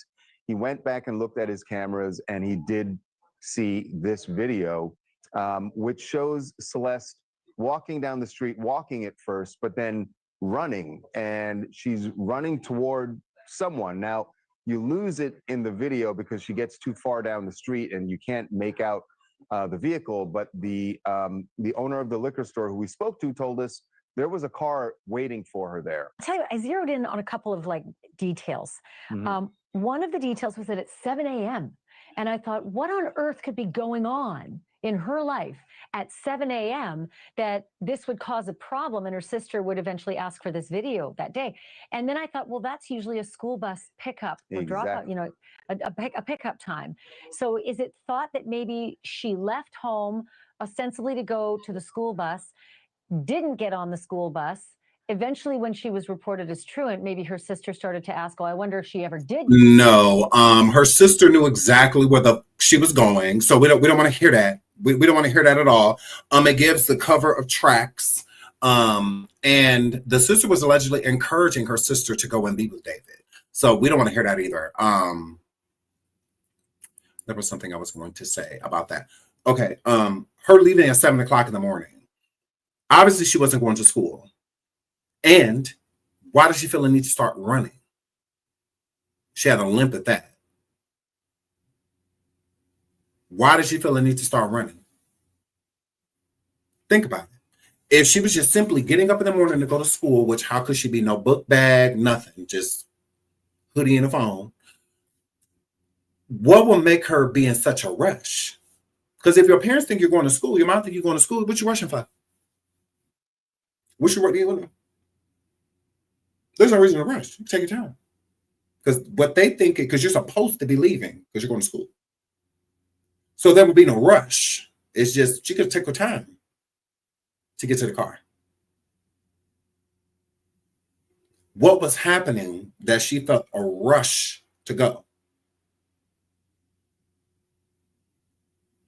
The only thing I can see is maybe her mom didn't agree with her leaving again. And she was just in a rush before her mom got in the car to come, just let me hurry up so we can go. Somebody following her. That's all I can think of her being in a rush. Because if he's parked all the way down the street, He ain't on camera or anything like that. He wasn't. He wasn't. How did he know where to park? Let's not forget the videos and the pictures of David in Lake Elsinore paying some of her friends to be quiet about what was going on between the two. So he knows his way around. Her brother stated that he met David. So he's been around. He knows the area clearly. Just like it was strategic for him to park the car 150 feet away from the house. He also strategically parked the car far enough to make sure that it was on no surveillance, and it wasn't. As far as we know, that car is not on any other surveillance. They can't even necessarily verify if it was the black Tesla that picked her up. They just assumed because the black Tesla had picked her up before. So that's an assumption. They don't know for a fact what the car was, make, model, color, nothing. They just know she got into a vehicle because there was clearly someone waiting down there because she didn't just disappear. You know, we know she went with David because of the pictures, her being on the live streams, all that stuff with him after. So, yeah. Get on the school bus and found the video showing that she didn't. Yeah, that is exactly what happened here, Ashley, because the liquor store owner told us he was aware of Celeste and most of the kids in that neighborhood. Again, this liquor store is on the end of the block where Celeste's family lives. And he said that all the kids, when they would get off the school bus or even when they were getting on the school bus, they would come into his store to buy, drinks or candy, snacks. And so he spoke to a lot of the kids. He knew Celeste, and he told us that, as far as he knew, he didn't know of any trouble at home or that she was. There was definitely trouble at home. Yeah, there was trouble at home. We knew there was trouble at home. Okay. Dandelion says, oh yeah, her family was very aware of who David was, how old he was, etc., equivalent to them pimping her out, assuming they financially benefited from it. Correct. We know for a fact that David compensated the family. Why would David be compensating her friends but not compensating the family? I would be more worried about the family calling in and getting you arrested than a friend. Who do you think the police are going to take more serious? The friend or the mother or father or brother or sister or cousin calling in? So for a fact, the mother benefited off of this financially. I think David gave her cash because her brother said he met David. If her brother met David, so did her mom, so did her sister. They all met him. They all knew who he was. They all knew.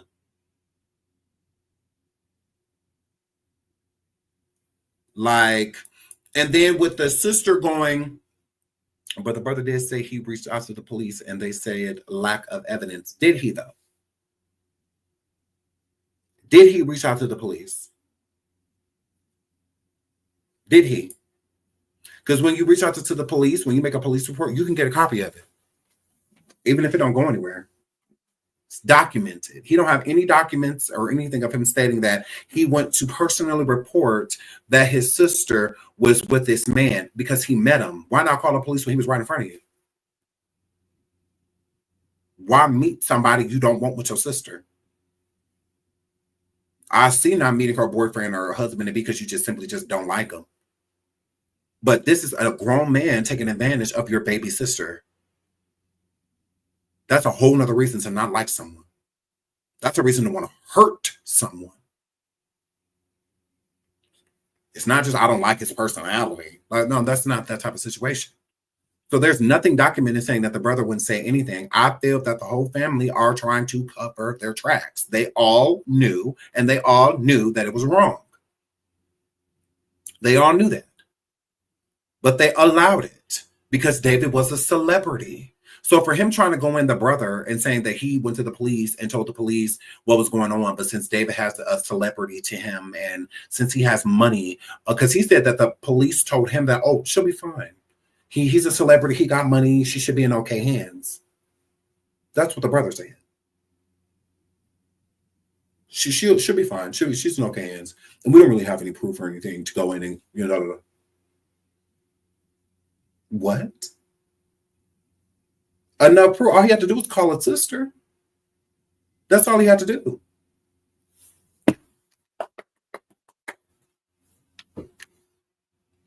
Celeste, are you still with David? Is that still your boyfriend?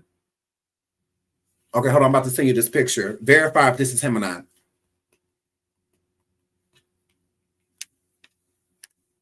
Is that him? Okay. Y'all engaged, right?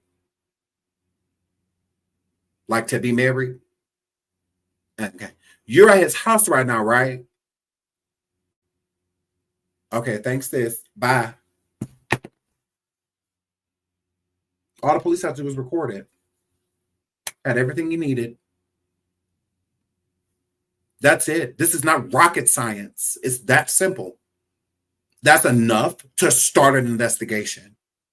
That's enough right there.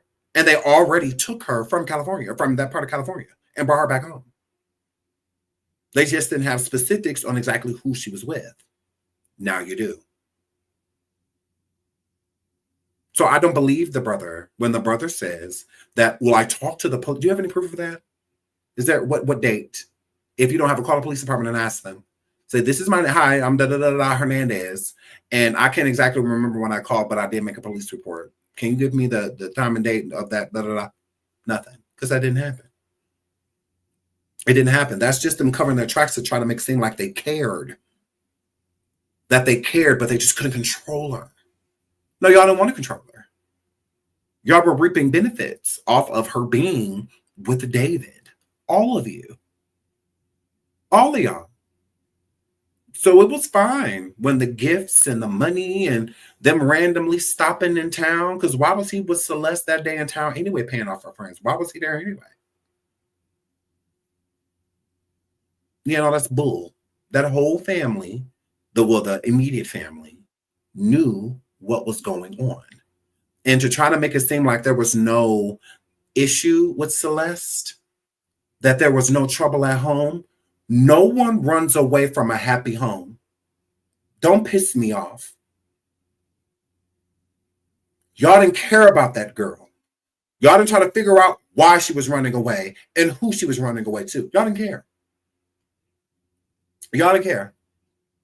She was just another statistic to y'all. That is it. You didn't care. That's it. End of story.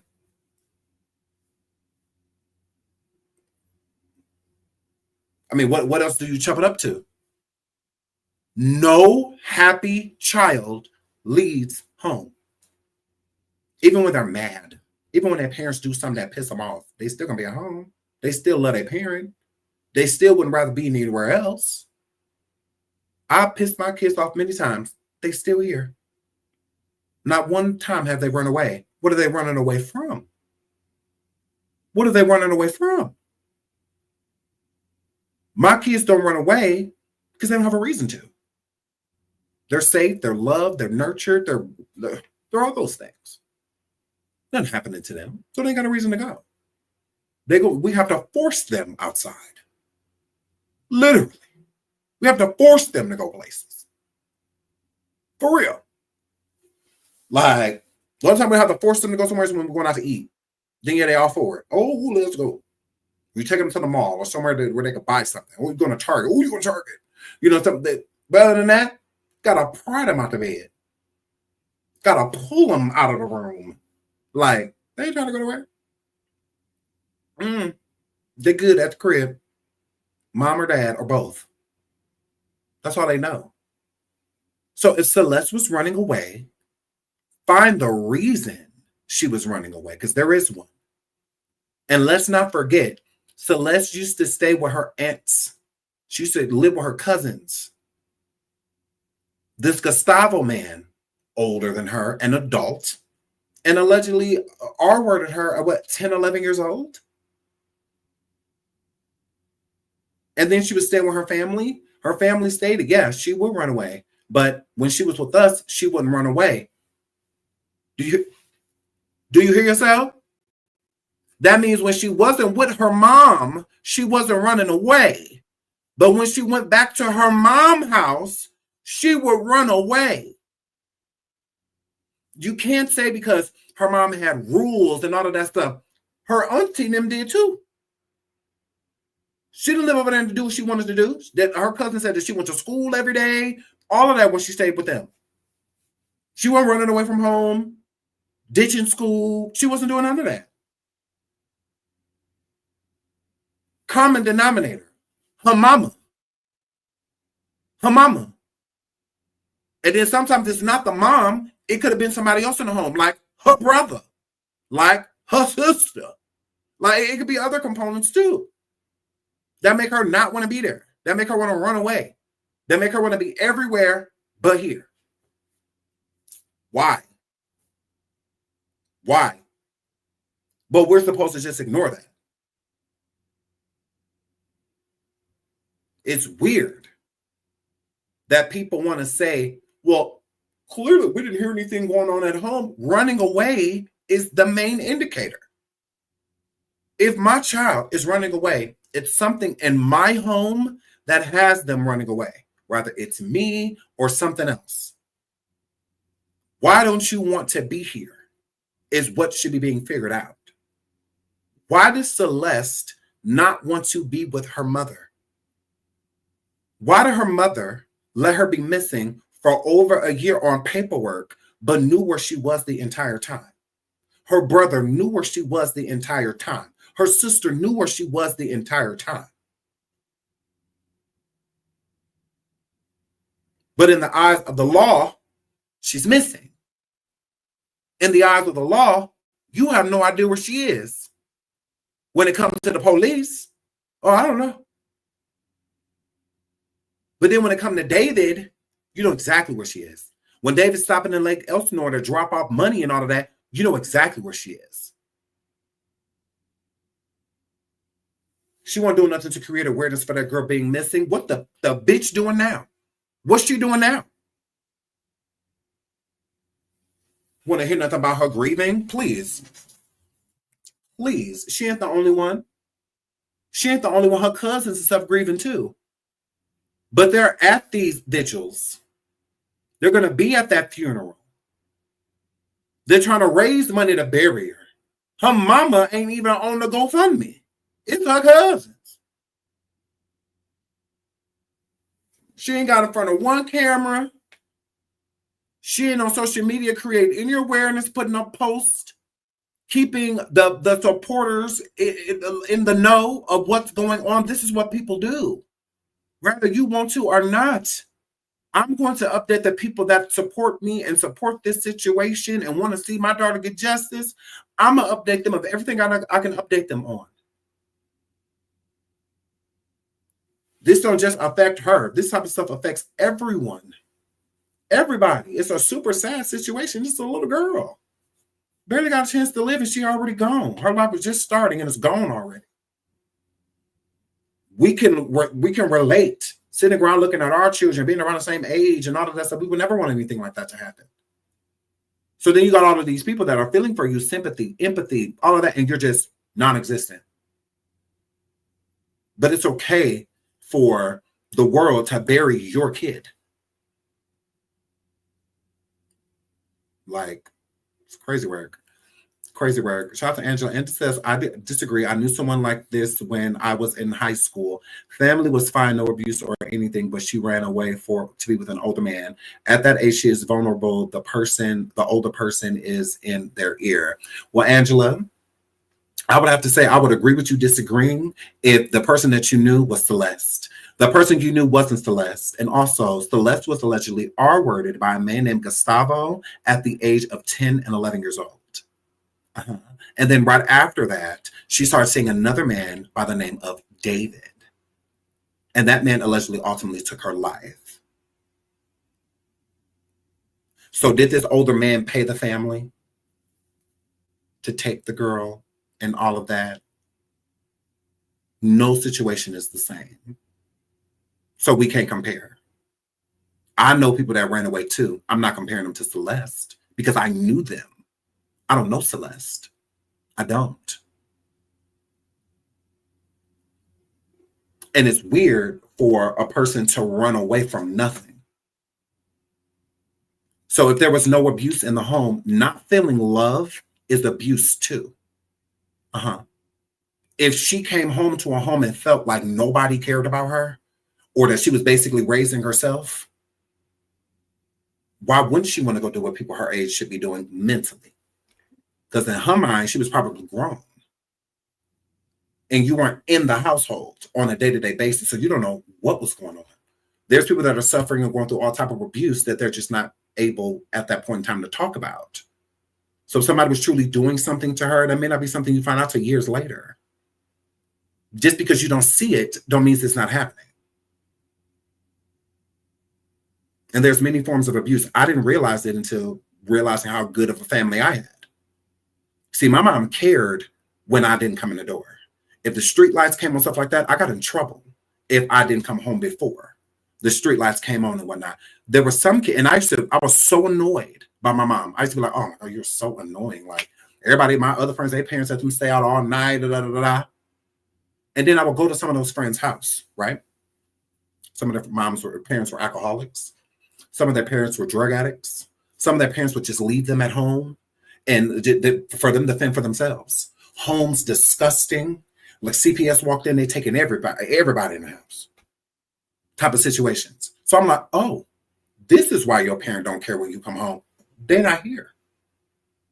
They're not here.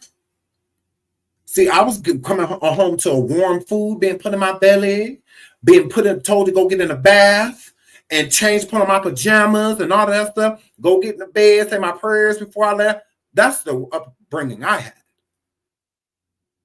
They didn't have that. They didn't have that at all. So me looking at what they had as a fortune was actually a misfortune. It really was, because they didn't have nobody at home that cared about them at all. I was blessed and didn't even realize it. To some people, that is abuse, because it literally is. Raising yourself, having to be there for yourself, having to fend for yourself. And sometimes you can live in a beautiful home. You can live in a castle and feel alone. So if an older man was showing your friend attention, that's probably why she so wanted to be with him, because he made her feel unlike the people in her household. See, I make my children feel. That's why they're not running away. Run away for what? For what? My daughter in high school, she can talk to older men if she wanted to. Both of my daughters are in high school. They don't feel the need to that because I'm daddy. They don't have any daddy issues. I'm right here, but I'm a present father. I'm not just saying like, I'm daddy. No, I'm their dad, you know? So they don't have those issues and whatnot. They feel loved, supported, and cared for. Beautiful things, a nice home, 2 parents in the household does not mean that everything is on the up and up. It does not mean that. Some people have better lives being raised by single parents. Like being raised by their single father had a great life. Being raised by their single mom had a great life. You know, and then you have people that have both parents and their life is hell. Hell. So yeah, I feel like we have to compare things that are comparable. You know, they have to be able to compete. That comparing to a stranger to another stranger, I don't see the comparison. I don't. Again, everything could have been on the up and up, but how could it have been when Celeste already at 11 years old had already been violated by a grown-ass man? Celeste had been running away since she was like 10. And it wasn't to David. She was running away to other people too. Why? Why? What 10, 11 year old you know running away? You said when you were in high school. That's high school. That's when people feel like they grown. They got their opinions formed about life already. When you 15, 16, can't nobody tell you shit. Can't nobody tell you nothing. From like, I would actually say from 13 to 16, those are the terrible years. Those Those are the rebelling, getting to know who you are, what you like type of years. Those are some of the hardest years for parents. So, but being a 10-year-old, they're not all that difficult. 9-year-old, they're not all that difficult. So why is she running away at ages like that? It's home. Because that's where she's running away from. Her cousins and her aunts said it themselves. I'm saying we're literally regurgitating what they said. When Celeste stayed with them, she never ran away. Not once. So even if she was talking to older guys on Discord and stuff like that, and on FORTNITE, on video games and stuff, she wasn't leaving. She wasn't going anywhere. So why did she feel a need to, when she was back with her mom, to leave? It gives, she didn't feel any love at home, but she felt love with them. Everything isn't so black and white. You know, sometimes there's a big gray area. And I think you have to be in those situations in order to be able to relate. I can't relate to that because I felt love, you know, my whole life. I was blessed. You know, I have a beautiful family. I have a wonderful family. You know, I wouldn't trade them for the world because they really are good people. You know, I don't know if Celeste would have said the same thing. Sad, we'll never know. But I just don't think that she would have had the same opinion of her family. Why keep leaving people that you're so crazy about? I didn't leave my family because I'm crazy about them. I love my family. Didn't leave not a one time. In any jeopardy or anything that he knew of. We have been told by law enforcement sources that they described her home life as troubled. You and I have talked a little bit about this before, but I keep thinking every day something will loosen up with the LAPD. But I feel like you're getting the sense that this is one of the most tight-lipped cases they've had. I'm not sure exactly why, but that is an accurate description. I mean, we cover a lot of stories not like this necessarily, but we cover a lot of stories involving law enforcement here in Hollywood, in the Hollywood area. You usually hear something, right? The police forces are too large to not hear something, and there is a clear order from someone. Right. Z says she didn't socialize with kids her age, went to grown men since 10 years old. That ain't normal. No, FORTNITE ain't normal. FORTNITE is not normal, babes.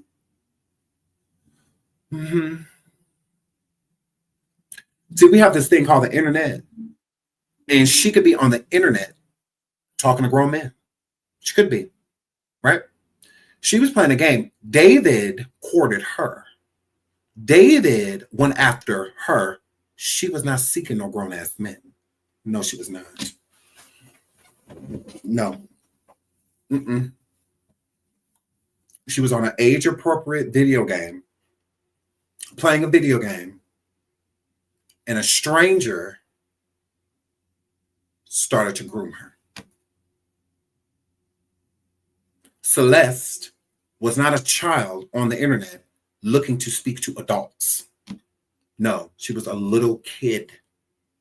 This is why I don't allow my children, and why others should only allow their children to talk to either kids from school or people they know. Not strangers, because that's all it takes. That's it. That's it. That's all it takes. Because they're young and naive, easily manipulated. So it don't take much to manipulate a 10-year-old. It don't take much to manipulate an 11-year-old. It doesn't. It's a kid. They don't know no better. So if they're sitting there having a good conversation and you're trying to figure out ways to make them like you, grooming, you know, figuring out, oh, well, what do you like? What's your favorite color? What's your favorite food? And stuff like that. She's a kid. So she's just simply answering the questions. And then you trick her into thinking that she has feelings for you. Then they develop. So she was groomed. Let's not make her a hot on the ass little 10-year-old that was online looking for grown men. That's not the situation. That's not what happened. They pursued her. Gustavo and David came after her, manipulated her, gaslit her, love bombed her, tricked her. not the other way around. Like, she wasn't out here courting dudes. Because if she was, who taught her? That's not something that you just stumble upon, using men for money and stuff like that. That's not something you stumble upon. Something taught. Who taught her? Say she was 10 years old on these apps and video games and whatnot, speaking of grown men. Where does that come from? Where does she see this? Who's teaching her this? It's not something that you just stumble upon. Yes, exactly, pretty about her sister. Correct. I would agree. This is why I said that her sister is the one who actually pimped her out. To make sure that we keep a tight lid on, that they keep a tight lid on whatever it is that they've learned at this point. We've just heard so little. Aren't you so Right. shocked? I mean, honestly, this is the kind of case that screams for the public. We need your help. If you saw something on this date or this time or in this window, please call us. Like, tips help. You can ask the people in the Idaho case. The tips helped, and they really do. But usually the police want tips. The LAPD, they don't even want tips. They don't want your help. They don't want our help. They don't want any assistance from us. None. They don't want any assistance. That is weird. Because usually when they don't want assistance, they got it. Oh, we already got it. We have everything we need. Confessions, recordings, surveillance. We have everything we need. But, if we do need any help or any, that we will ask the public. They have not asked the public for nothing. Nothing. Not a word. Not a word. Shauna, he says, Shauna, I think this is part of it as African ring. David managers being protected by police. Anything's possible at this point, because this doesn't make any sense, because they don't have much. So this is what would make a person like me think that the police will really want the public's help. If y'all know anything, if y'all seen anything, if y'all know her, if you spoke to her within the last month or two, or a couple more, hell, within the last 2 years, if you spoke to her, please come forward. If you have any video evidence or pictures or just anything, even the boys that were in the parking lot that met David in the parking lot, the friends of hers, Celeste, that saw them together, and he was paying them off. Why not have them come in? Like, you...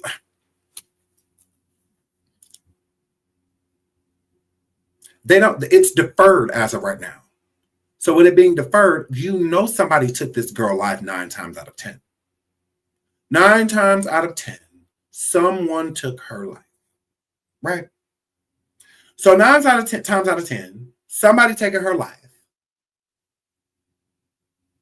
Don't you want to know who did it? This was not natural causes. She was 14. Pretty healthy. A healthy 14-year-old.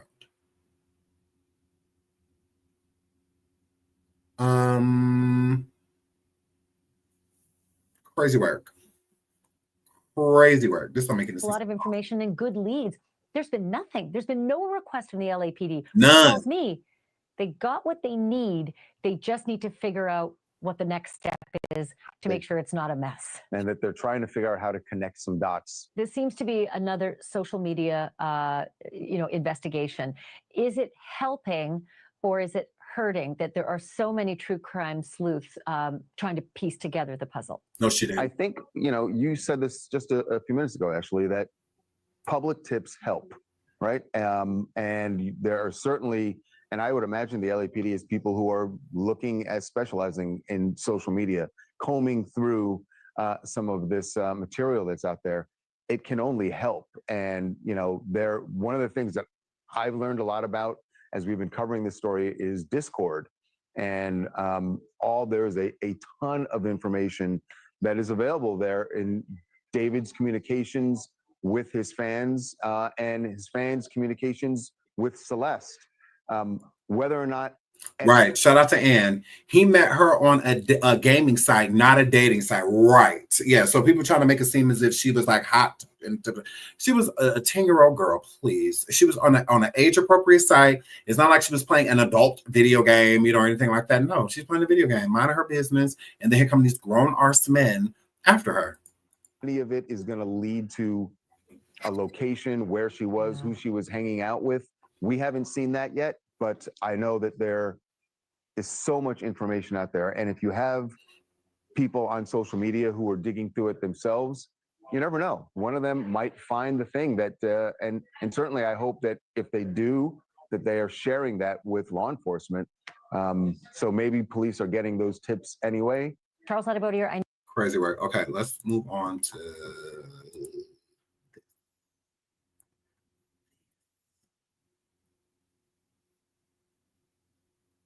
So David's friends are brother of the deceased girl found in car says he first contacted victim when she was 11 or 12. Family says he picked her up in the same Tesla she was found unalived in. Okay, so again, that day she definitely could have been running to David's Tesla. She definitely could have been. She definitely could have been, but let me pull this back up. I think this is the video. Is this for the video? This is crazy work. I still cannot believe that they have not arrested him.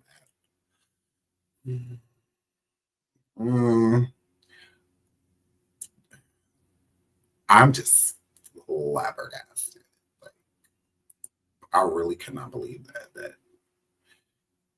And then the family just allowing it to be deferred drives me crazy, because it's like, why not send her to another person? Why not get another opinion? Many families have sent their loved ones to other agencies, other departments, okay, that have a little less on their plate and able to take more of their time and figure out what happened to her. Because we still don't know what happened to her. We can't move forward until we find out what happened to her. We don't know. We don't know. Is David Fowler high profile? No, I wouldn't say high profile. I know he's an attorney, but I wouldn't say high profile. But that don't mean that he's not a good lawyer. He could be a great attorney, just not high profile. But I do think that's where the silence comes from, because they can't hold nothing against you that you haven't said.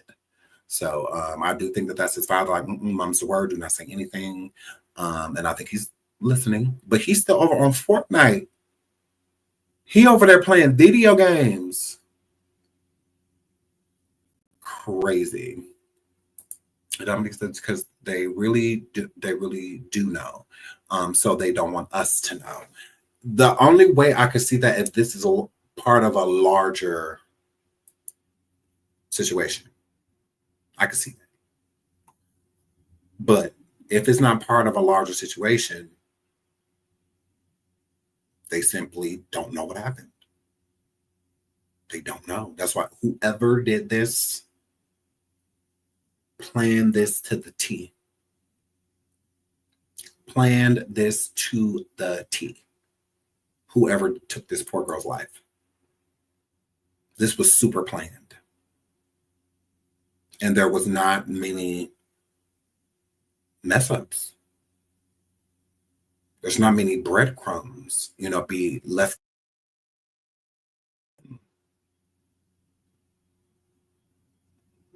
They're good. They're good. It was sung about, but that has to be proven. What was sung about in the videos and in the one thing I will say about the music, he didn't specify how she passed away. That's what makes it crazy too. Because he never said what he did to her, to unalive her. Very strategic. He just said, in the back of my mind, I unalived you and I didn't regret it. I can't believe I said it. Like he didn't say what he did. He didn't say how he did it. He just said he did it. Crazy work. So he never said what. this is what makes me think that there's some type of connection, either connected to Celeste or to someone that he's done this to before. And then think about the Celeste. There is two Celeste, right? So that what if there's more? And then the older Celeste, how long had he been watching her? Because she's not very old. It's not like she's like late 20s, early 30s. No. So this was not rookie. A rookie didn't do this. And with him being so obsessed with death, I feel that he took her somewhere and was able to take his time with whatever he did to her. And I don't think he was alone doing this. Mm-mm. If he's so into like Dexter and anime about Erder and all of that stuff, you learn a lot. You learn a lot along the way. A lot of these shows have a lot of truth in them. They're based off of a lot of truths. The story may not be true, like Dexter isn't real, but there's a lot of situations, you know. Watching Law and Order SVU, you learn a lot. You learn a lot because they are based off of real situations, real cases, and whatnot. So when they on trial or on saying, they say, I plead the Fifth, I plead the Second Amendment, I do the this and that should be real. Don't just be saying that. It's real. A lawyer in court talking about some objection. That's real. Lawyers really say that in court. Like, I mean, it has a lot of truth to it. So art can and does imitate life. So again, Law and Order, SVU, and all there's a criminal intent on it. It may not be real. The show is not real. No, not at all. But a lot of what's going on is. It is real. And you can correlate these things to real life. You sure can. 100%. They can track where the car has been in time period. They can check those locations or any blood around those locations. Now, see, this is what made David smart. A lot of people drove that car.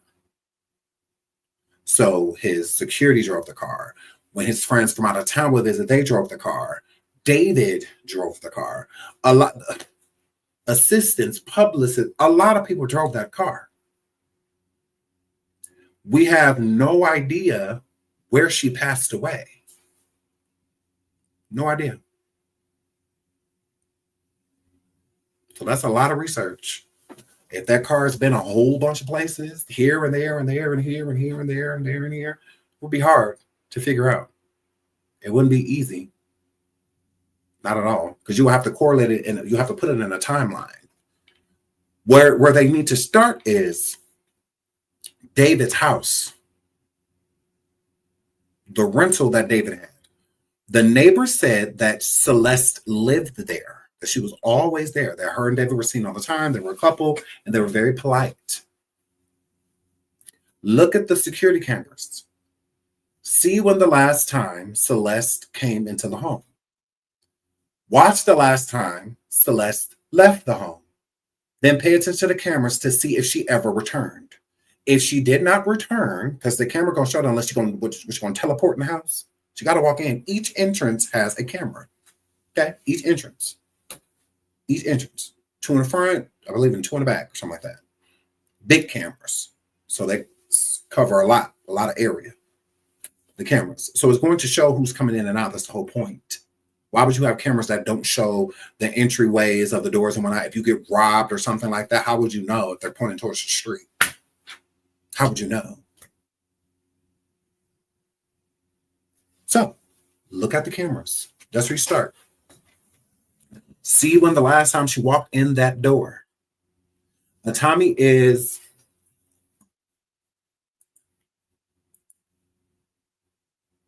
let me pull a Tommy up for you.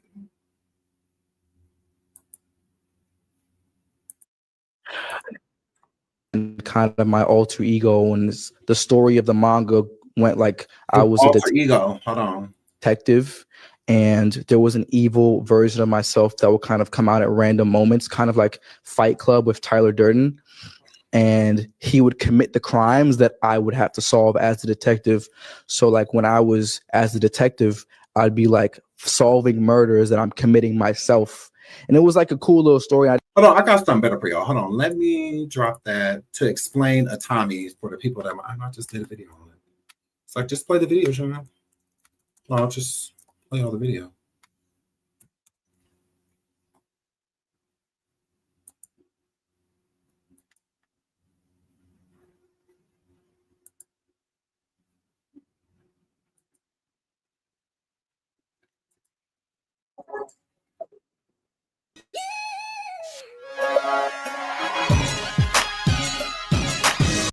Down the rabbit hole. We've all been seeing certain things. Some stick out, some don't. But this kept me up at night. I had to get up in the middle of the night and do this video because although a lot of David's prior videos and songs have alluded to him taking Celeste's life, we don't have any proof of that as of now, besides things that are obvious and assumptions. I recently said in my live that I feel that David's record label shelved his deluxe album of Withered because it's incriminating, and not just incriminating for David, it's also incriminating for the record label because law enforcement is already looking around to see who's all aware of what was going on between David and Celeste before she passed away. I believe the album Withered was David confessing to what he did, and this is all alleged.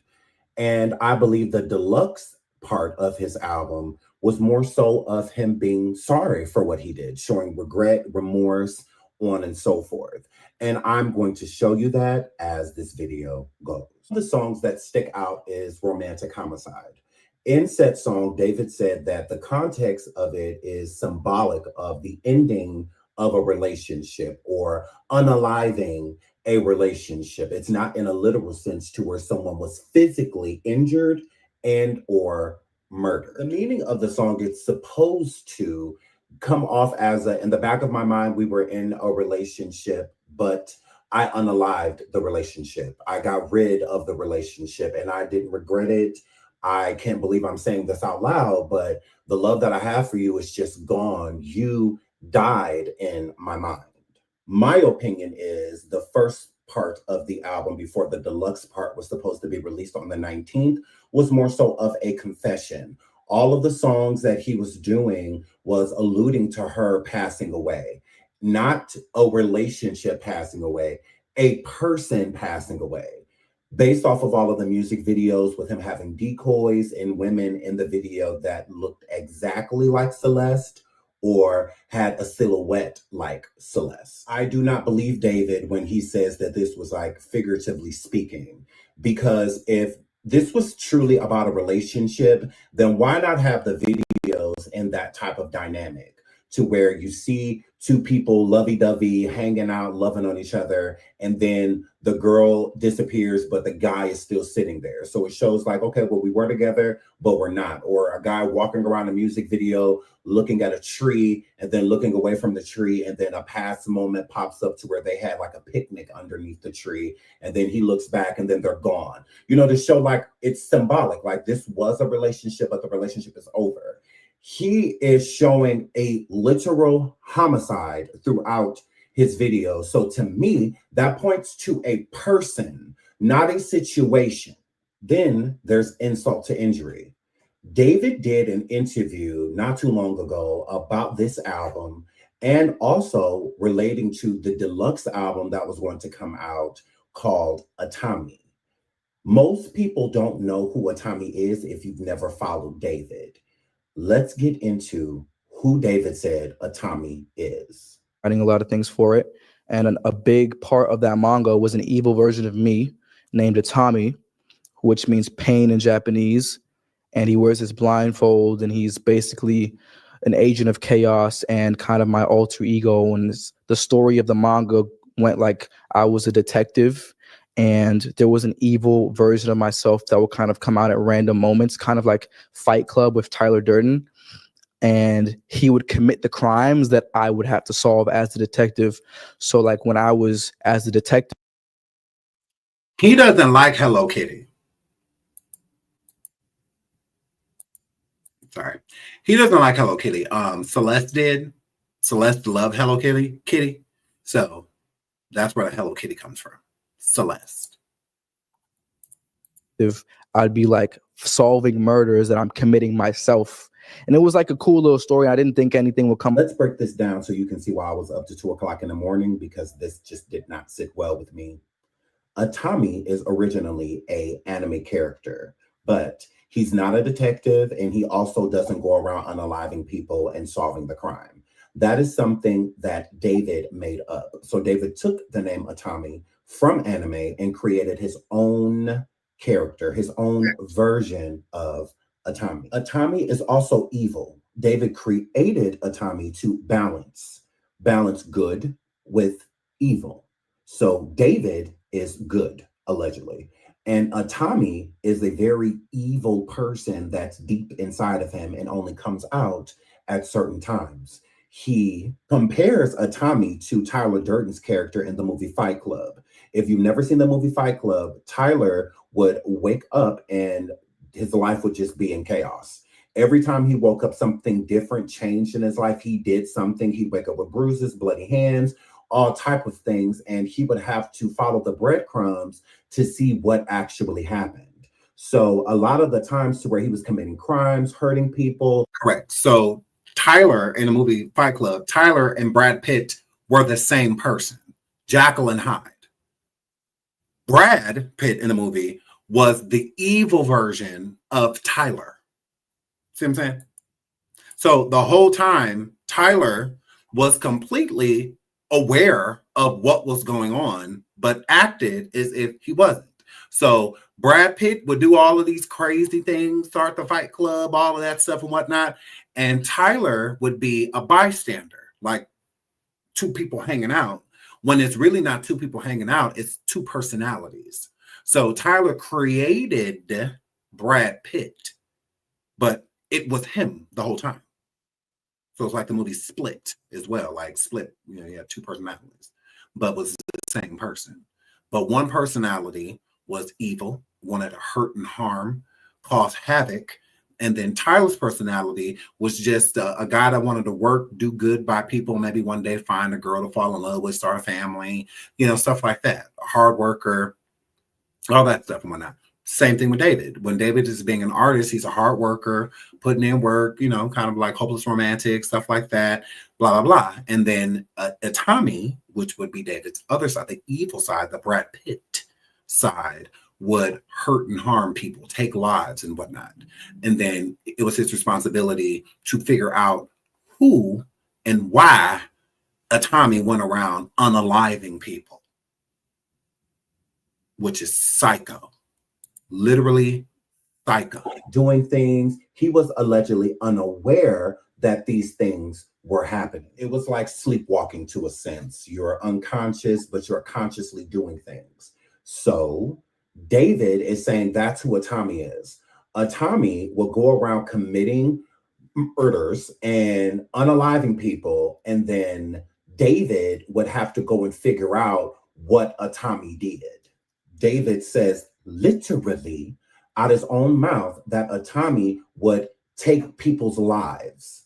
And when Atami would take people's lives, David was completely unaware of him doing it, but would have to figure out what he did, to who, and why, which brings in the detective role. So David is being the villain and hero at the same time. Correct. So that's basically this whole situation with Celeste. He's the hero and villain at the same time. He took her life, but he don't recall doing it. He didn't do it. A personality of his did. So now David has to come and correct it. But he's correcting it to protect the both of them because the personality lives inside him. So if Atami goes down and Atami goes to jail, who else goes to jail?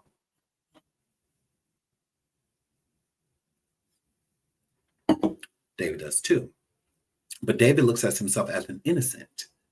which brings in the light versus the dark, good and evil, Jekyll and Hyde. Both people of the personality Jekyll and Hyde aren't evil. There's only one side of it that's bad, and the other side is really good. It's just trapped by this other personality that's on the inside. So I feel like this is like kind of admitting it, but not admitting it at the same time, because David has no recollection of anything happening to Celeste. So David, of course, he's gonna be over there playing FORTNITE still, all the time, because he ain't doing nothing. In his mind, I didn't do that. I don't know what y'all talking about.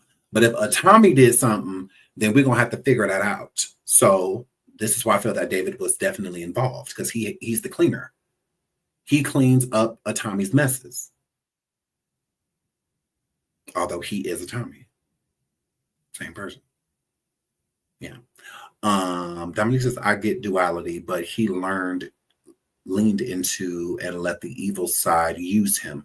Both sides are going to pay for it now. I believe in duality too. Just, I don't believe in a duality that would excuse bad behavior. I don't believe in a duality like that.